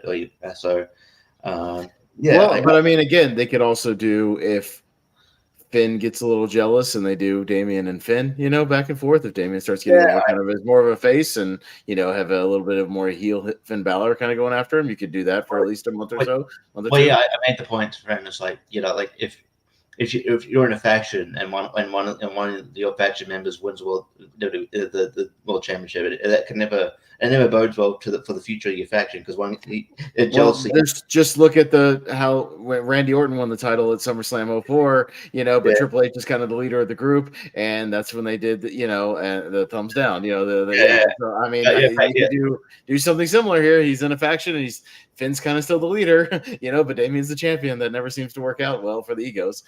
It's just the jealousy always ruins a faction. So I think that's probably happen eventually. But no, this is fun while it lasted, and I'm looking forward to if Punk and Drew whenever that inevitably happens. But yeah, I'm liking Drew's character at the moment. He's great. Jacob, thoughts on that? I mean, let's be honest. Rhea Ripley is the leader of the Judgment Day. So Rhea versus Damien for the World Heavyweight Championship. Book it, Triple H. If any woman could be a world champion in WWE, Rhea Ripley could do it. I thought the Drew and Seth was smartly booked not to go too long because Seth is kind of hurt, and I think you could kind of tell by the main event like he's due for some time off and well deserved too. No, I mean he carried that belt for a while, so go home and get some rest, buddy. Do your thing. You deserve some rest, and then you can come back strong. And a couple months down the line, worked injured for a while. So no props to him. Shout out Damian Priest finally getting his cash in and getting that belt. I didn't know lead into Money in the Bank that I could see Priest as a world champion, and now that he's a world champion, I think he carries that title pretty well. I thought at the press conference that we watched afterwards, I think he holds himself very well. Like he's somebody that I could see being like a secondary world champion for quite some, not like a lengthy title run, not like a Seth length, but give him 3 or 4 months, give him from now to SummerSlam, and I think he could be a good like co-main event for SummerSlam against like a Finn or a Drew. That's where Drew gets the title back or whatever. So I think this was all very smartly booked. Even though there was a lot going on, I think they did it really well. Yeah. No, it was good stuff all around. So a good hot way to start off the show. That we then had maybe one of our kind of clusterfucks of the night, but kind of in a fun way because it was hurting somebody on commentary. Because we had the pride of Bobby Lashley and the Street Profits taking out the Final Testament of Karrion Kross and AOP. I mean, it wasn't much to talk about match wise. It was just a lot of people hitting each other with shit, back and forth. Not much structure to it, doing the thing. But the main reason, that this was entertaining was a certain one Snoop Dogg on commentary promoting his gin and juice, and then just giving. I mean, it was his hood commentary because he was calling it hood fights, talking about his girl who would get into fights with him, what you would do on the streets. I mean, he was calling it like he saw it, like he was calling one of those like bum fight videos or something. And I don't know if you see it. Him and Kevin Hart have done commentary for like other sports on YouTube sometimes, and like for either fights or like Olympic Games or whatever, and it's pretty damn funny. So he's no stranger to this, and it's pretty damn entertaining. It's kind of everything you can want from Snoop Dogg. You don't want him on a whole show, but for just one match for 10 minutes or whatever it was, I say it was pretty fun and kind of made this match maybe way better than it kind of had any right to. But Jacob, what do you think of this whole segment here? We forgot to mention, Bubba Ray Dudley coming out to be the special referee in Philly was fun, and doing some of the spots at the end. A completely biased referee. Boy, did he go all in with Lashley and the Street Profits, just completely going on to one side, not being unbiased at all, but helping them out with the tables stuff at the end. But Jacob. I'm going to be honest. If Snoop Dogg wasn't on commentary, this might be the one match of the night that I was like, I didn't like that. I Bubba Ray as special guest ref, cool, fine. Philly connection, ECW, I get it. But I also, again, much like the tag team match from the night before, it's like I don't want to see the faces getting the extra help to win when the story doesn't really call for it. Like Bubba Ray, like if the special guest referee had a connection to Karrion Kross and AOP and whatever, fine. But Bubba Ray doesn't, as far as I know. Maybe I'm wrong. I don't know. Like you said, it was a cluster. They were just hitting each other. There were some pretty cool moves. Montez Ford going over the turnbuckle. That spot was pretty cool. But like when the highlight of the match is Snoop Dogg on commentary, maybe the match quality isn't the best. Again, I didn't hate the match, but if I was going to go back and watch matches or recommend matches from WrestleMania 40, this might be in that bottom 3 as well. Sure. Richie? Yeah, I just thought the Final Testament should win. Don't know what's up with my dog sneezing. But yeah, I don't. Yeah, Final Testament should have won here. I just think they needed probably all the help they could get. But yeah, like Super Dog commentary is fun.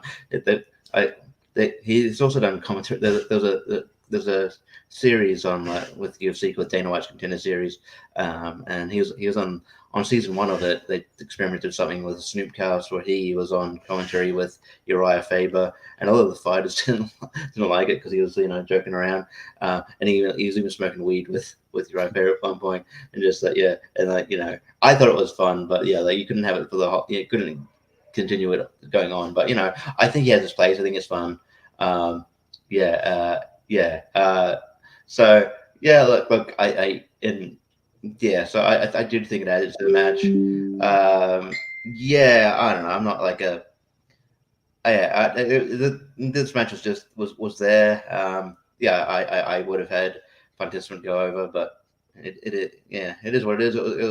It was fun, but yeah, I was gonna say I didn't know, like, oh man, they're kind of buried the Final Testament here, but they showed up on NXT this week, like attacking the new tag team champions. So I'm guessing AOP versus the Axiom, Nathan Fraser. Axiom. It's so hard because one of the AOP members is called Akam. So anyway, but Axiom is probably the way forward. But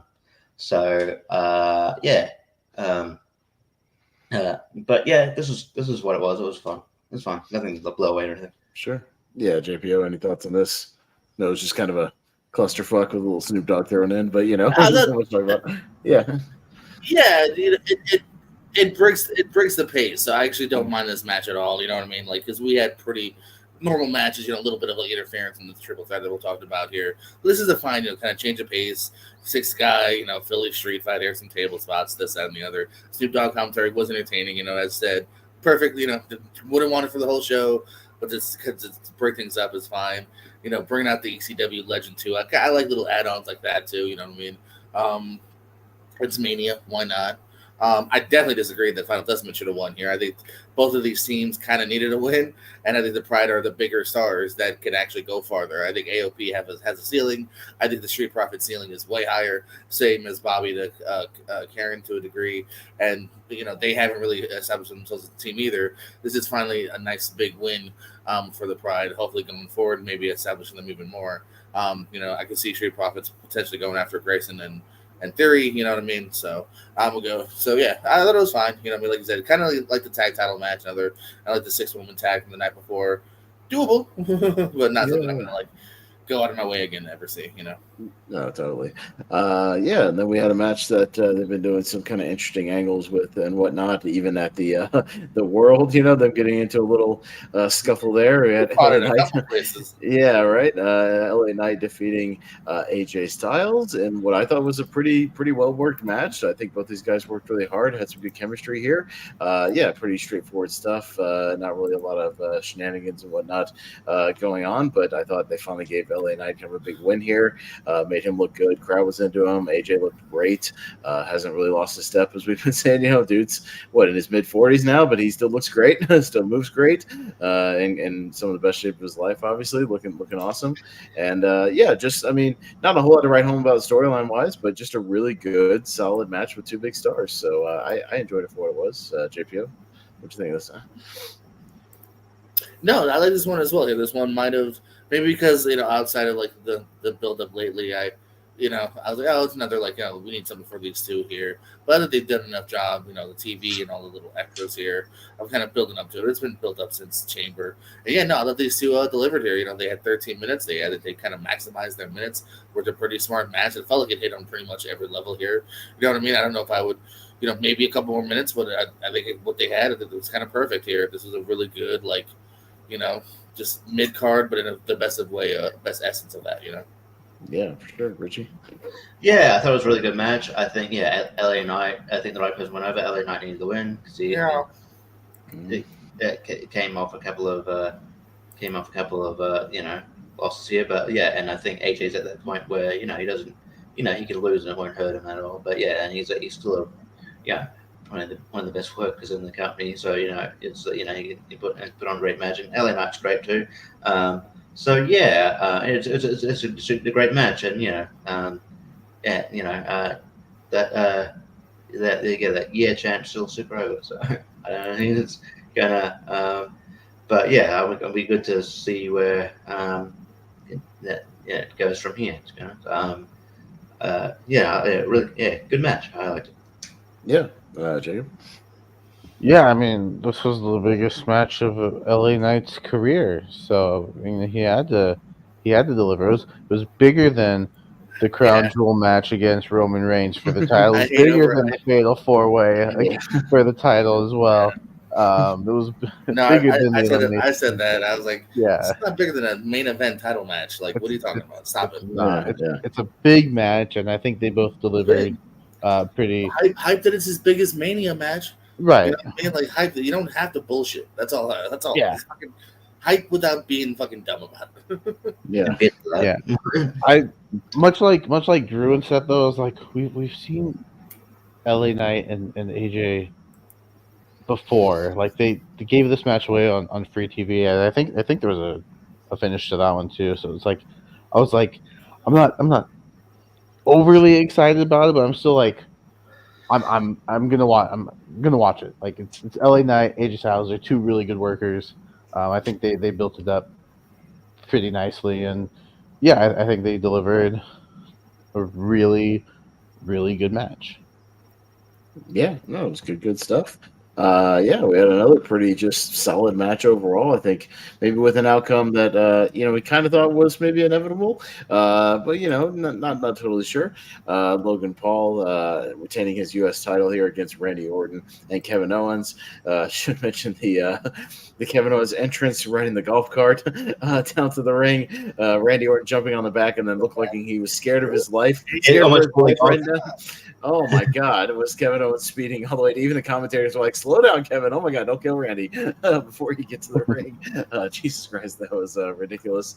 Yeah, there was somebody again. Logan came out in a giant, humongous truck. That's the biggest pickup truck ever. Prime truck. Yeah, big giant prime truck shooting a cannon of fireworks off the back and whatnot, and then somebody conspicuously in a prime bottle following him to the ring. So always suspicious there in the corner. Not R-Truth. It was not R-Truth. It was not even KSI. It was somebody that none of I us knew. show speed. Somebody that none of us knew who the fuck it was. Have not found a single person. I've talked about this with multiple people. There was like 8 of us watching it live. I've talked to multiple people. Nobody knows who the fuck this was. No, all of us on the stream were like, I don't know who that is. Who is it? I've heard the name, but I don't know. Like, I've never even heard the name. You're higher than I am, Jacob, because I've never even heard this fucking. Yeah, never even heard who it was. I think it should have been Jake Paul. I consider that because at least he's relevant and has like a match with Mike Tyson going. You know, he's got stuff going on. People kind of know who he is. Yeah, brother. But then I guess he could have actually because Logan did win. I said then he can't really get attacked, but oh wow, he can get attacked. Why can't he do a spot? Yeah, he could absolutely do a spot. He's not going to be put through a table when he's about to fight Mike Tyson. He's not doing that. I Show Speed is only 19 years old too. Cool. Get the fuck off my television. Yeah. Although I did think it was funny when he barked at Randy and Randy almost broke character and just started laughing and then beat the shit out of him. He kicked the shit out of him, by the way. He's just he's wearing a big padded suit. I'm just gonna kick him right in the gut. I think Randy Orton was like, fuck it. I don't respect who cares? I don't know who this guy is either. Let's get rid of him in the worst way. I think he took that RKO pretty well. I'm gonna be honest. Yeah, no, it was a good RKO. Well, props to him. You know, he took a good spot. There was some good stuff in the match here. Some good spots with all 3 of these guys. Just really, really solid. 2 professionals in there with Logan, kind of making everybody look good here. And yeah, Logan's finisher. Can we just say his finisher is the power of the punch? Is that what it is at this point from Regal? Like if he was in a video game, is that the finishing move? Just pulling it out of the tights and whacking somebody with it? He's in a video game, so I don't know if it is the power of the punch. Yeah, I feel like maybe it's the frog splash. I don't know because I guess the frog splash is kind of his other thing. Well, there was one spot where we were watching, and I was like, he lays out Randy Orton, right? And he goes to pin him, and Randy kicks out, and they just sits there by the ropes, like dumbfounded. I was like, why don't you just jump on top of him with the brass knuckles and just beat the shit out of him, like and pin him again? I don't. That was one logical thing. I was like, that doesn't make any sense. But yeah, it's just a minor nitpick here, but really, really good stuff. I think Logan's just such natural. He's killing it right now, and I can see him holding this title for a little while longer. So we'll see what happens. They've talked about he was originally from Cleveland, and I think SummerSlam's in Cleveland, so they could be building up something for Cleveland, for his sort of hometown thing. But Jacob, what did you think of this one overall? Yeah, I really like this match. I think this might be my second favorite match from night 2, because I think all 3 put in some pretty good work here, some pretty good spots. I think Logan continues to impress me with how, he's not new, but it's been like 3 Manias now, and so 2 years from Mania to this Mania, and I think it's easy to say like he's improving, and like no 2 Logan Paul matches are actually the same. Like I think we see him pull out some new stuff every match. Randy, he's just one of the best to ever get in the WWE ring, and Kevin Owens is highly entertaining. So I knew that these 3 were going to put on a banger here, and I think that's what we got. So really, really good match, and I wouldn't mind seeing them run it back at Backlash. Like if they wanted to do a triple threat rematch, like I'm all for it. Leave Speed at home and just go with the 3 of them. I'm for it. Yeah, Richie. Yeah, While you get distracted by Ross. Anyway, and he was Jewish. Sorry. What the fuck is he talking about? Anyways, oh my god, what is he talking about? One thing I forgot to mention that did annoy me on the show, and it's probably just going to be a thing throughout pay-per-views. Unfortunately, it's just new age capitalism. Like every match is brought to you by something. Like that's what hurt the Usos match for me. It was brought to you by Dude Wipes. It's like this big Dude Wipes thing on the screen.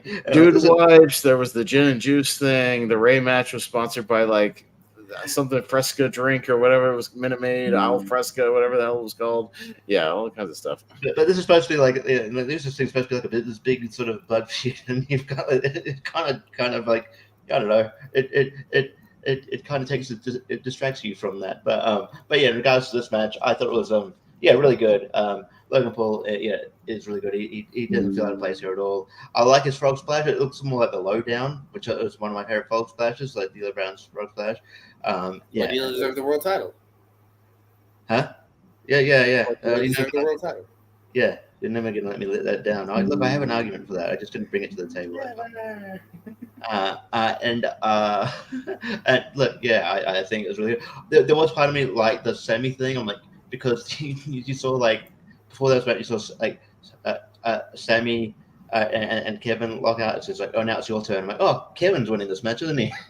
No, I thought it'd be a cool moment, but yeah, I was but there were some good false finishes here that I'm like, oh, okay, like that pop of power bomb into the RKO. That was a great RKO.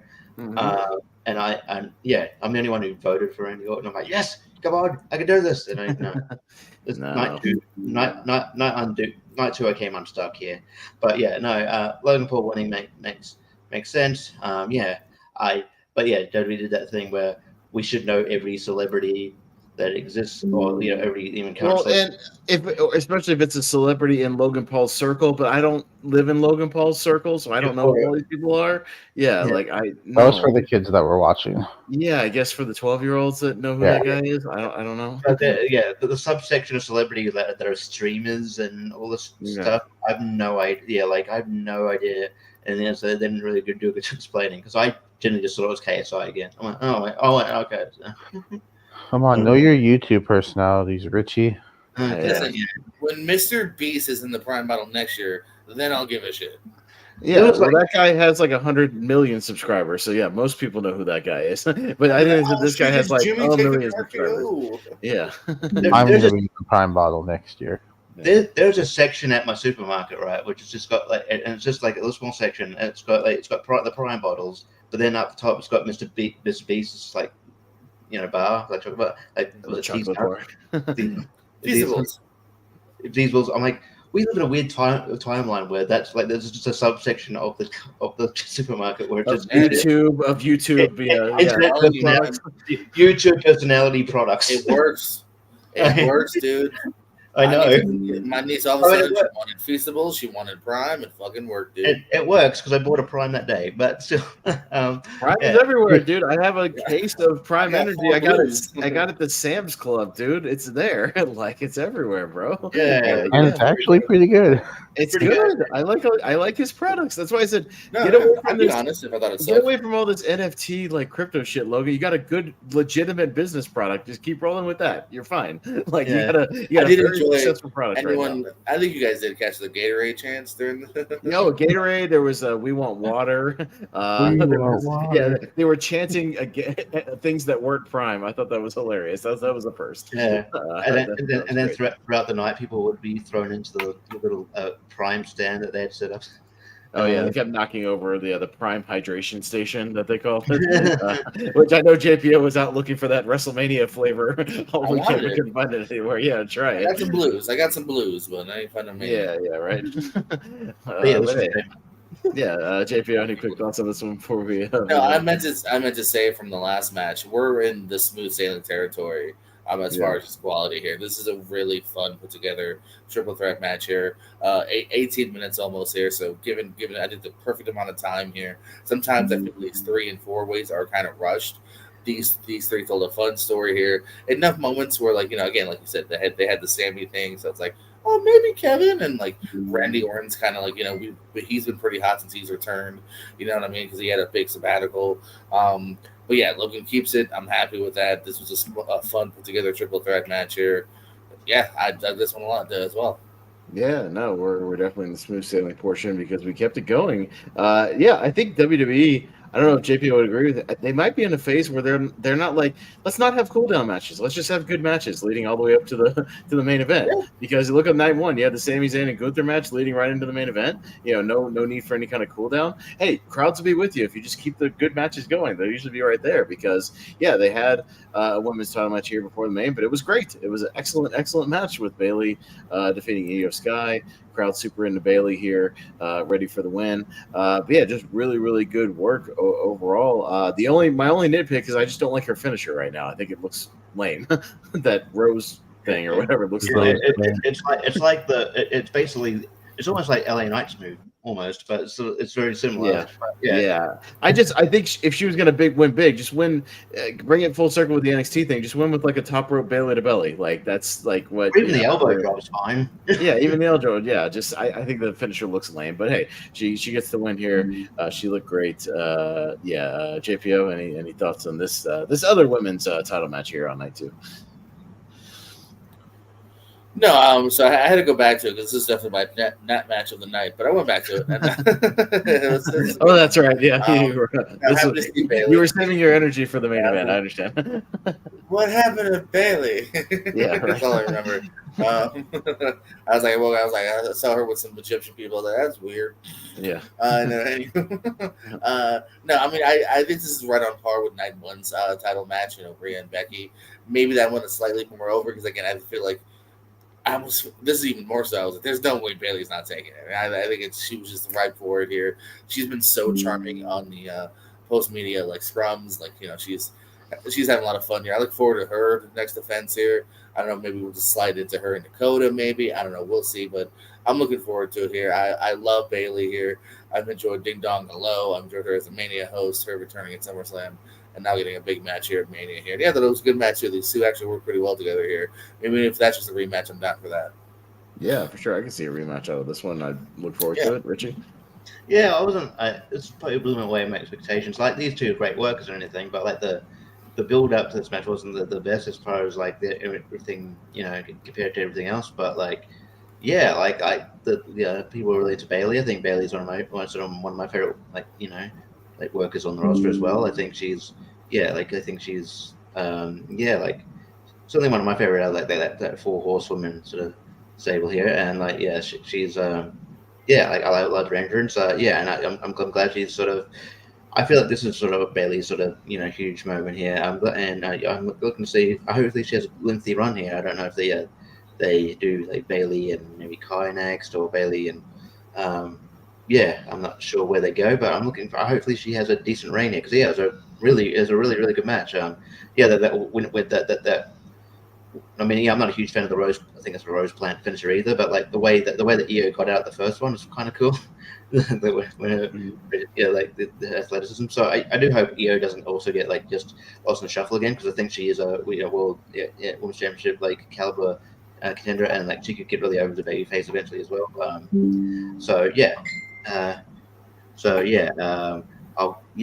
Definitely. This match is great. Yeah, Jacob. Yeah, I thought this was a really solid match. Yeah, like JPO said, kind of on par with the women's match from night 1 almost. I would love to see a rematch between these two at Backlash. Yeah, because I think these two worked really well together. I'd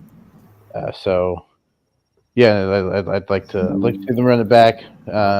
See what Bailey can do with this round. Like these guys said, maybe a Bailey versus a Dakota Kai, or maybe I would even love to see Bailey versus like a Naomi, and kind of like a that could be like the match like before SummerSlam or whatever. Like you want to give Bailey a pay-per-view match, but it's like, well, she's not going to lose it, so who can we put her up against? And so I think Naomi could get a pretty good match out of her, which it's unfortunate to say that about Naomi after she's only returned like 3 months ago, but unfortunately I don't see her job her out again. Exactly, and it's unfortunate because like I think she's obviously.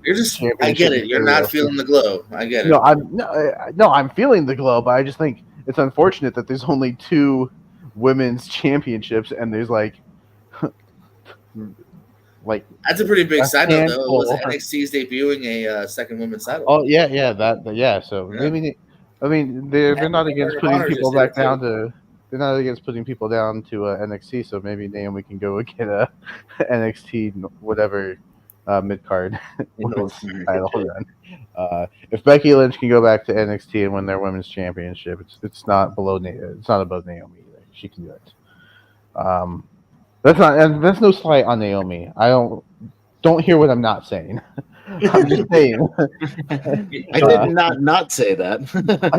Okay. You're fighting an invisible person. We're all good. We know what you mean. We know what you mean. We're fine. You're fine. You guys know what I mean, but people are gonna be like, he doesn't like women. And I'm like, no, that's not true. Fez. No, that's me. I'm the one who doesn't like women's wrestling. Oh, right. Yeah, so that's fine. I'm the one who doesn't draft any women when we do drafts. It's fine. Even when we do women's drafts, it's weird. Yeah, I know.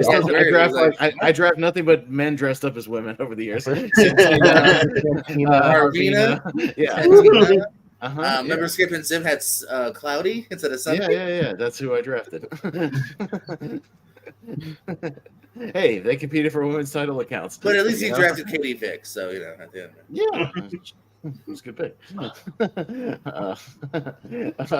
Speaking of that, so thinking of Triple H's booking, let's see. Let's go to Cody Rhodes here, defeating Roman Reigns, finally getting his moment, finishing his story against Roman Reigns, but going through some troubles to get there with the Bloodline rules, which I was surprised how much they kind of held off the Bloodline, rules aspect of it for a while, other than a few kind of early spots with one or two little weapons and whatnot. But they really didn't start the interference till about halfway through the match.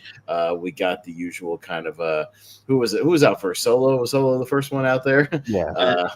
I think it was Jimmy. Oh, that's right. Because Jimmy came out first. Jay cut him off. They did the off the stage. That was a long way down, by the way. That wasn't just like a 4 foot off the stage. That went a long way. Why did they do that kind of spot in the match? Just like, that spot may have been more exciting than their whole match.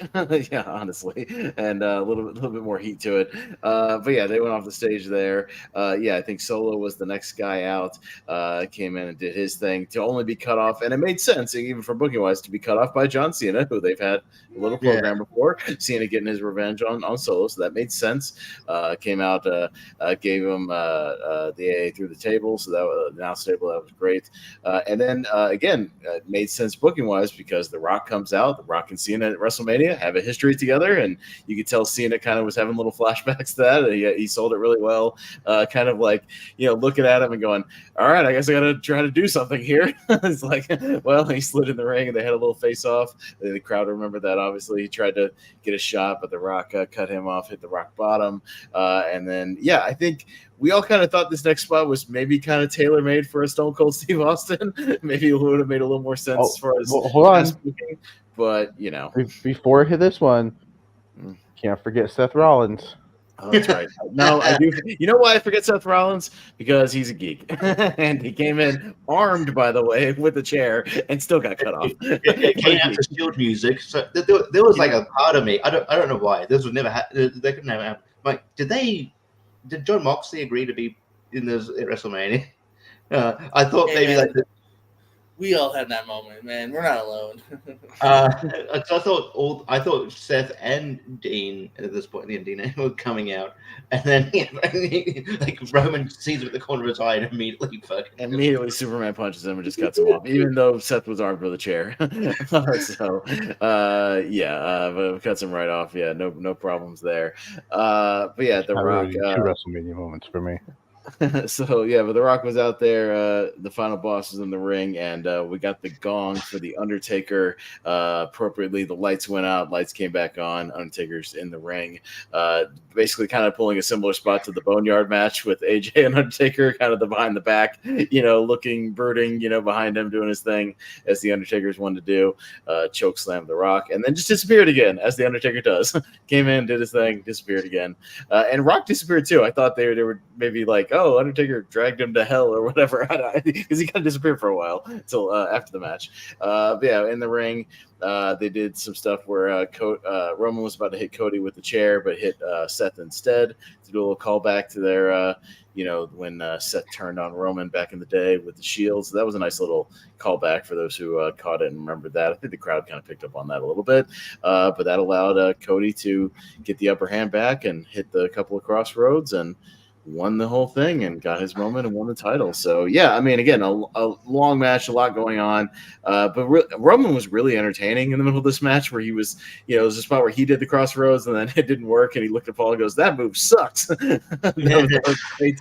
I always hated wasn't that. Gonna win. Yeah, and he had some other lines just in between stuff. 3 times. Just kind of shitting on Cody. I thought he was really, really entertaining, like during the match. Like he was really kind of finding his personality there, and it was really. I was like, man, why can't he be this entertaining during matches like 5 years ago? Because man, he was really boring most of the time. But if it was this Roman, I would have been happy with it.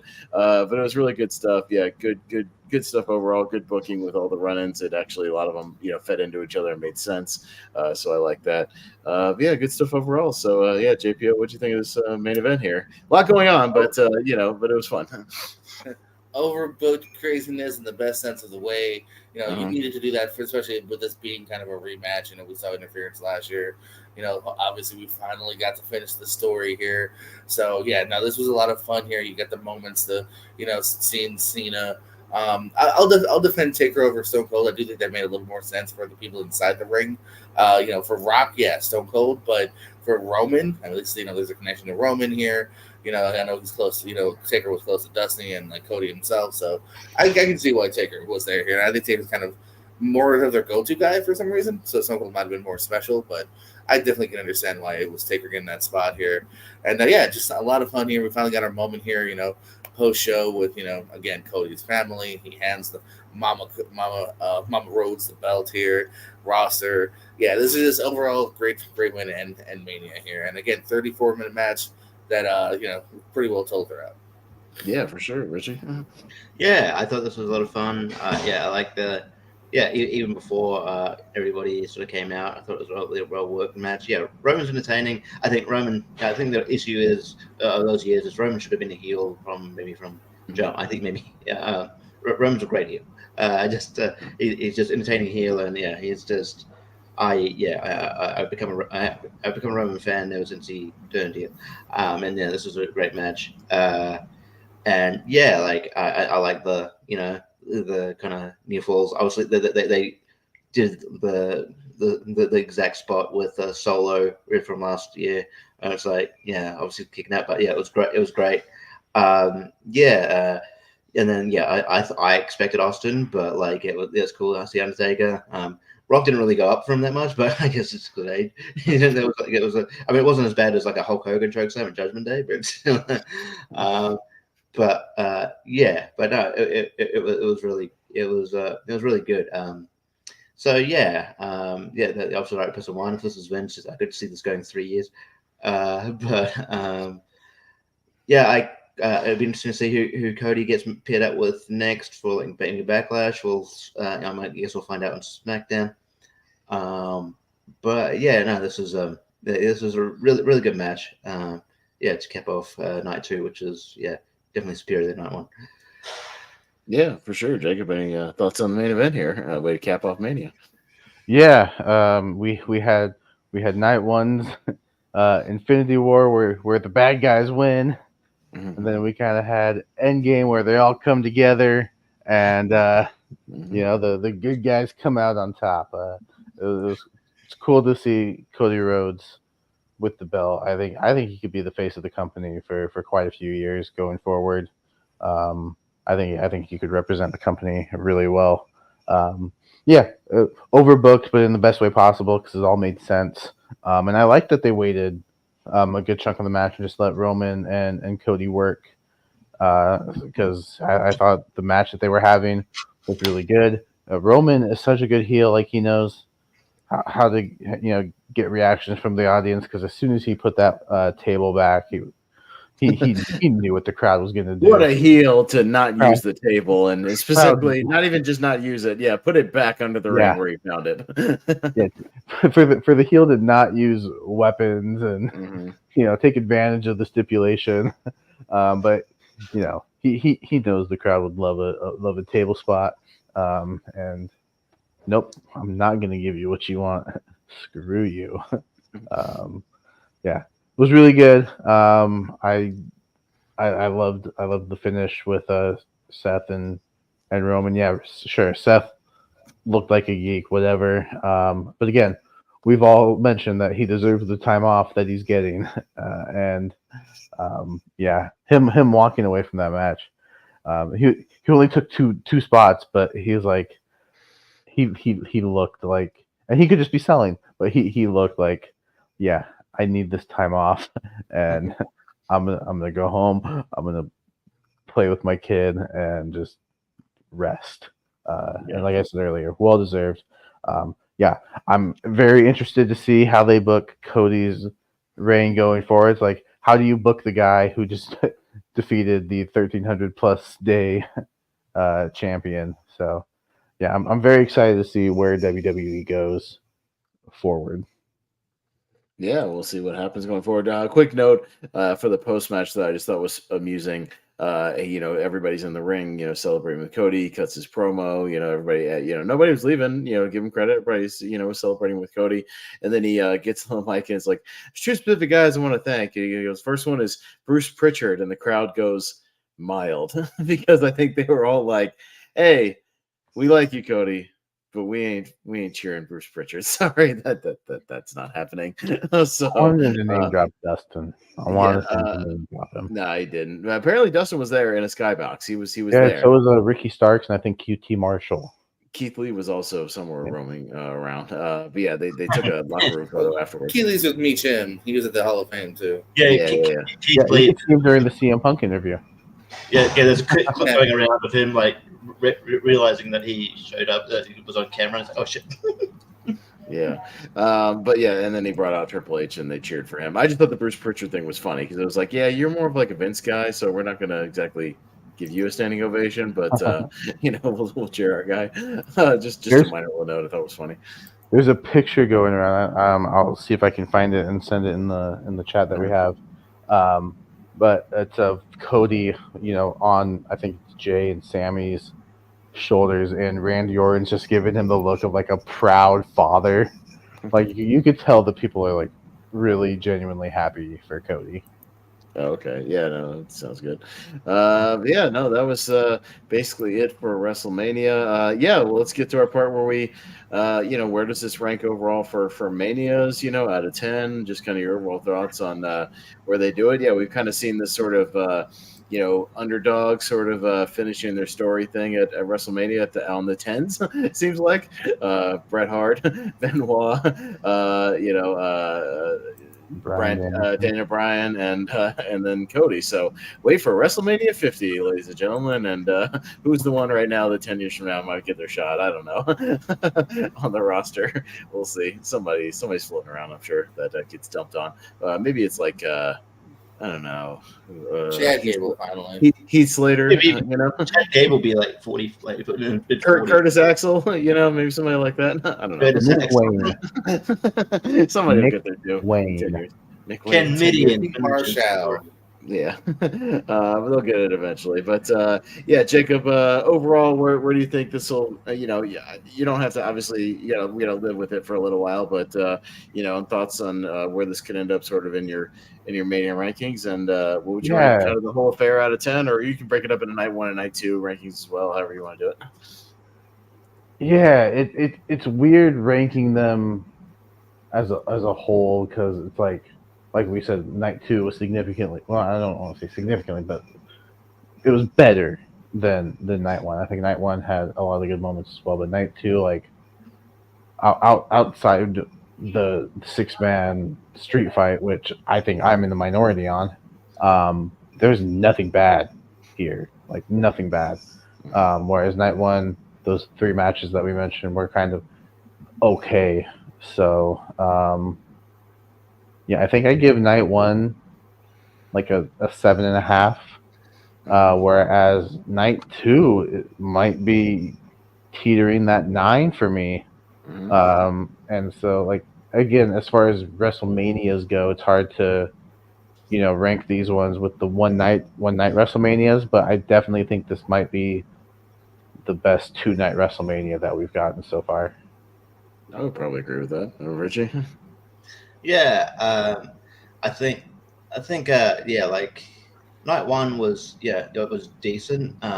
But like, yeah, I think maybe I know I said in the chat like the crowd wasn't great, but I think when I realized after night two, I'm like it might have. I think the maybe the climate the weather played maybe played a factor in that because they did they were mentioning a whole bunch of times. Man, it's cold here. Oh yeah, it's burning cold here, isn't it?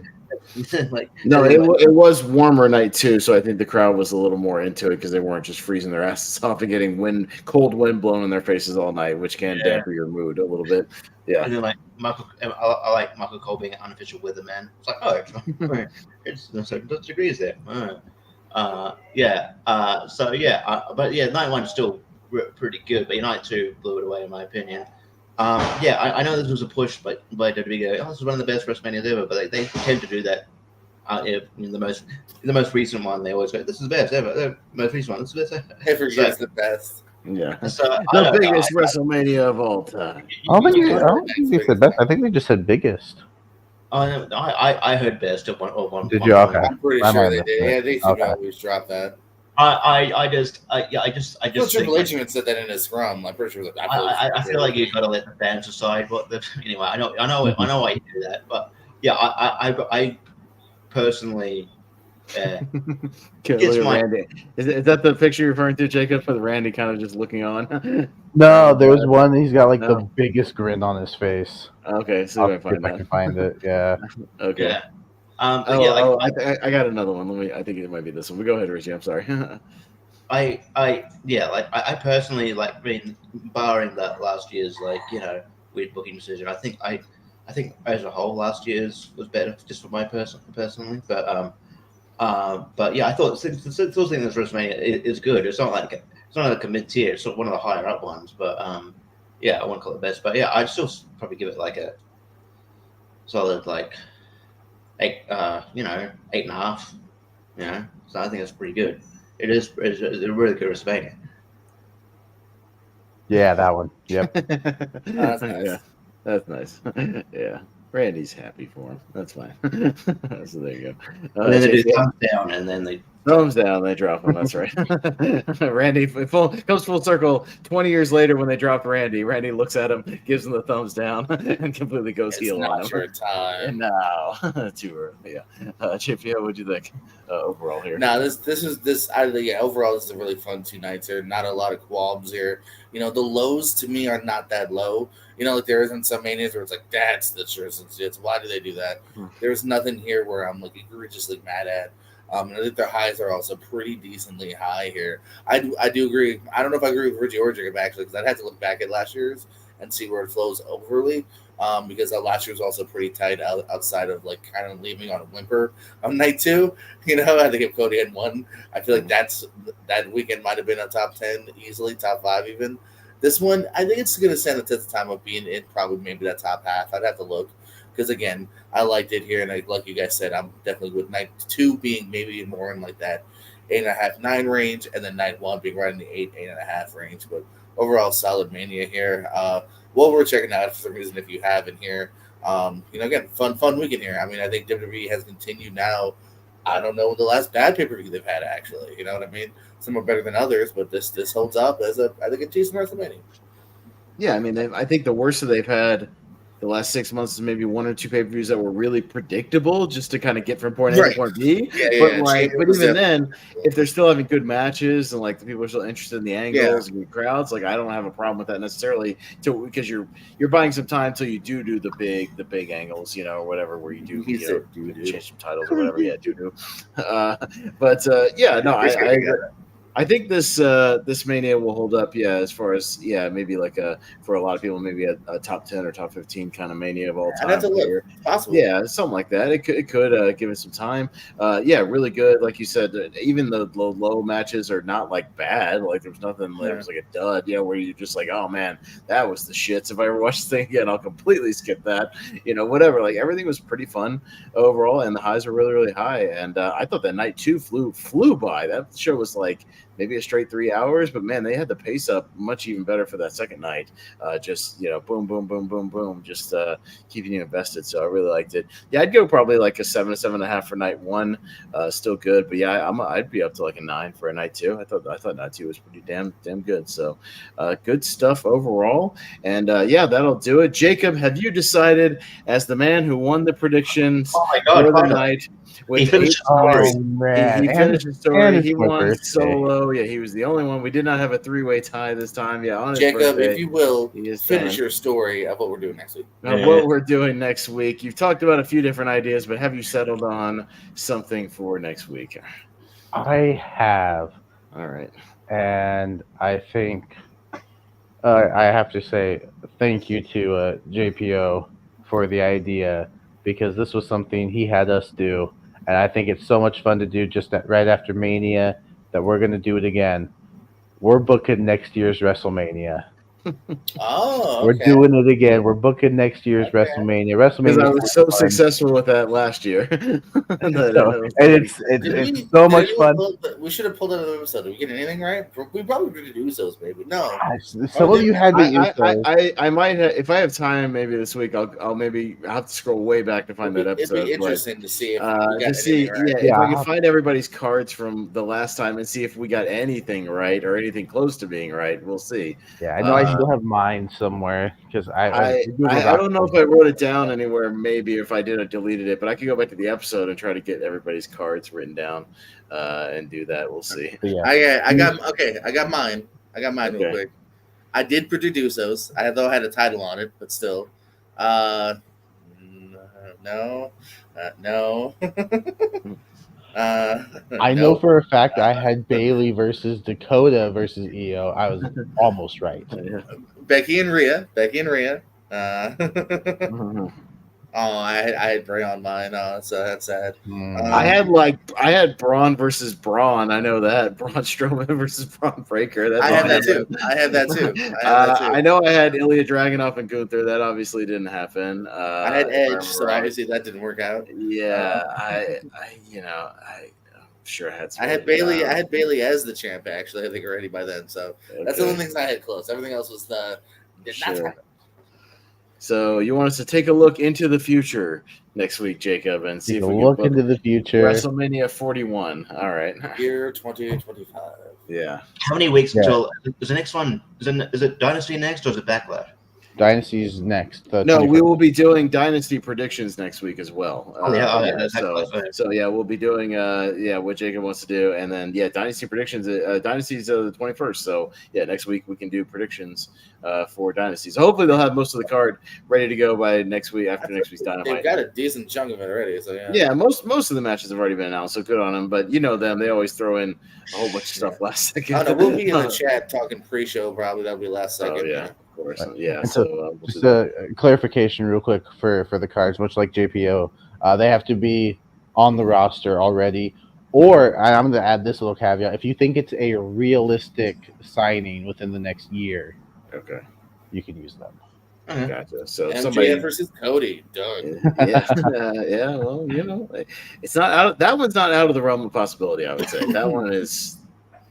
I think Triple H has made some allusions that they're very much interested in MJF if they can get him. So it's out there. I know they want him. So we'll see what happens there. But yeah, that'll we'll start wrapping it up here for the Lonely Marks this week. Yeah, we'll talk our very early predictions for WrestleMania 41 a year in advance and see if we can get anything right. If I get time, I'll try to scroll back and maybe find that episode and see exactly everybody's cards, see if anybody got more than one or two things right. We'll see. I think I also had a Dominic versus Rhea Ripley in a Who's Your Mommy match. I didn't even know. Oh, that's right. That. Whatever that meant. But obviously that didn't happen. They're still together. I had Dominic turning face actually with Rhea. Okay. But that was before he got really over as a heel. So yeah.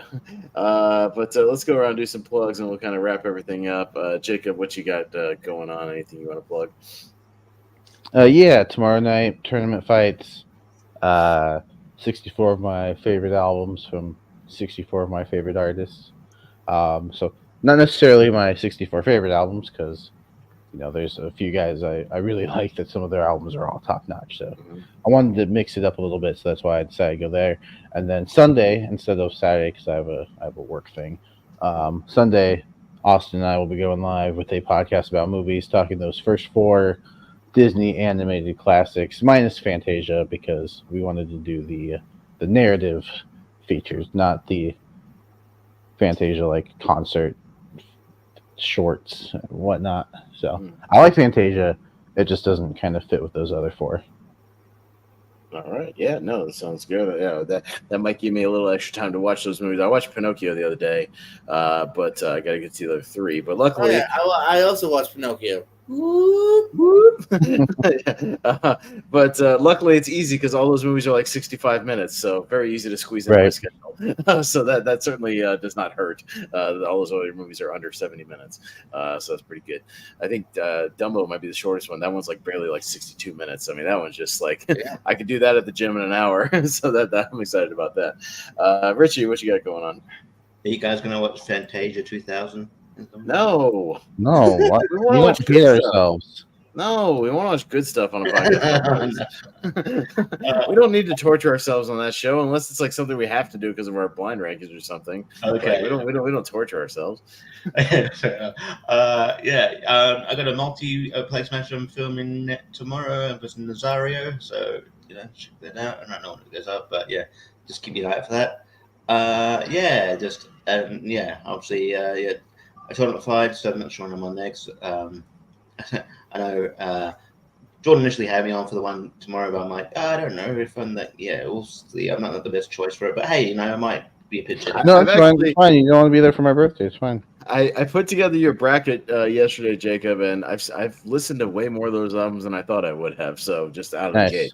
So I've okay. actually, because it helps that you have a lot of like 90s and early 2000s stuff. Because that's when I was heavy on music. So that definitely Okay, helps. well, maybe I missed it. Well, anyway, happy birthday anyway, Jacob. I love you. Anyway, other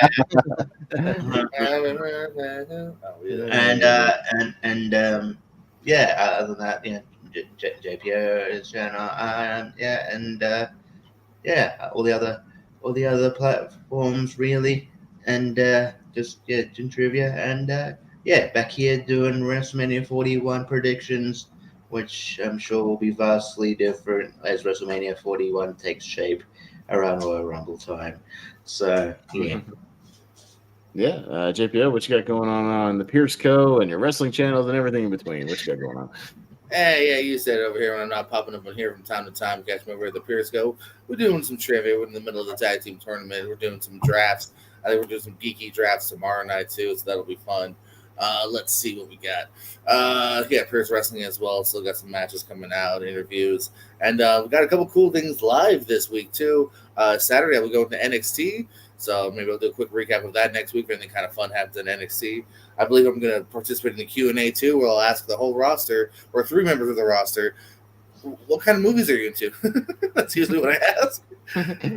Well, that's the nice icebreaker. Like, not the same question they get every 2 seconds. Yeah. So sometimes they appreciate that. It's like, Dad, or what music lately? Yeah. What music you listening to? What's your favorite karaoke song? You can ask goofy questions like What that. was it, I do like it. That one dude who's with Chase U, Riley Osborne. Very much looking forward to Deadpool 3. And I was like, I like this guy. All right. Hey, there you go. Jordan just saw Iron Claw. I was like, all right, I like her now. I forgot what Rich Allen said, but he said something good too, actually. I like good answers. So, I'll do that. And then Sunday, you catch me live at Tampa Bay Pro Wrestling. So, if anywhere near the Tampa area in Florida, come catch me live. Maybe I'll get super kicked again. Maybe someone will suicide dive on me. Or maybe I'll be safe this time. I don't know. We'll find out Sunday. All right. Yeah, sounds good. So and then that actually airs on Triller, the same channel that airs all those GCW stuff, too. So, I can watch all those episodes on Triller. Hey, there you go. I got my. I actually kept my 7-day thing, so I'm gonna keep watching some stuff. It's worth it, man. GCW. I can't deny that I can't say that I didn't watch the Punjabi prison match. They did. I watched yeah. it. It was a That's close right, folks. but it was fun. If you think he's joking, he's not. Right before the clusterfuck was a Punjabi there was prison a four-way. Punjabi prison match after WrestleMania one night at the midnight slot. They did it. So yeah, there you go. You can catch me mostly here on the Movie Hero Network. We had some seen and heard trivia matches. You can go check out the replay of. JPO was part of our April Fool's match. That was fun, talking all bad movies, a lot of bad movie clips. Hell yeah! Time. Richie was on there too. We were all having fun, and we just had a trivia match last night as well. So you can a tournament match, our third match in the A block. That was a great match, by the way. Really back and forth, really tight matchup. Really good stuff. So go check that out. I'm in the next one. I should point out. The next block. Yeah, you're somewhere in the next block, I think. Yeah. So we'll be we're cranking those up. We should be cranking those out about one every 3 weeks or so. So we're trying to get them out there. But yeah, we got that going on. I'll be on Ryan Permison's Anti-Quote channel this weekend doing a little 10th anniversary watch-along commentary for The Winter Soldier. So we'll be doing that on Saturday night. And then, podcast about movies with myself and Jacob, talking some Disney. So come check us out. That'll do it for tonight. We appreciate everybody who tunes in on the replay. Happy WrestleMania, everybody. And we'll be back next week to do some Dynasty predictions and see if we can look to the future all the way to WrestleMania 41 and see if we can predict what's going to go on. So in the meantime, for Jacob, for JPO, for Richie, have a good night and find somebody in your life that looks at you like Randy Orton looks at Cody Rhodes. Bye-bye, everybody.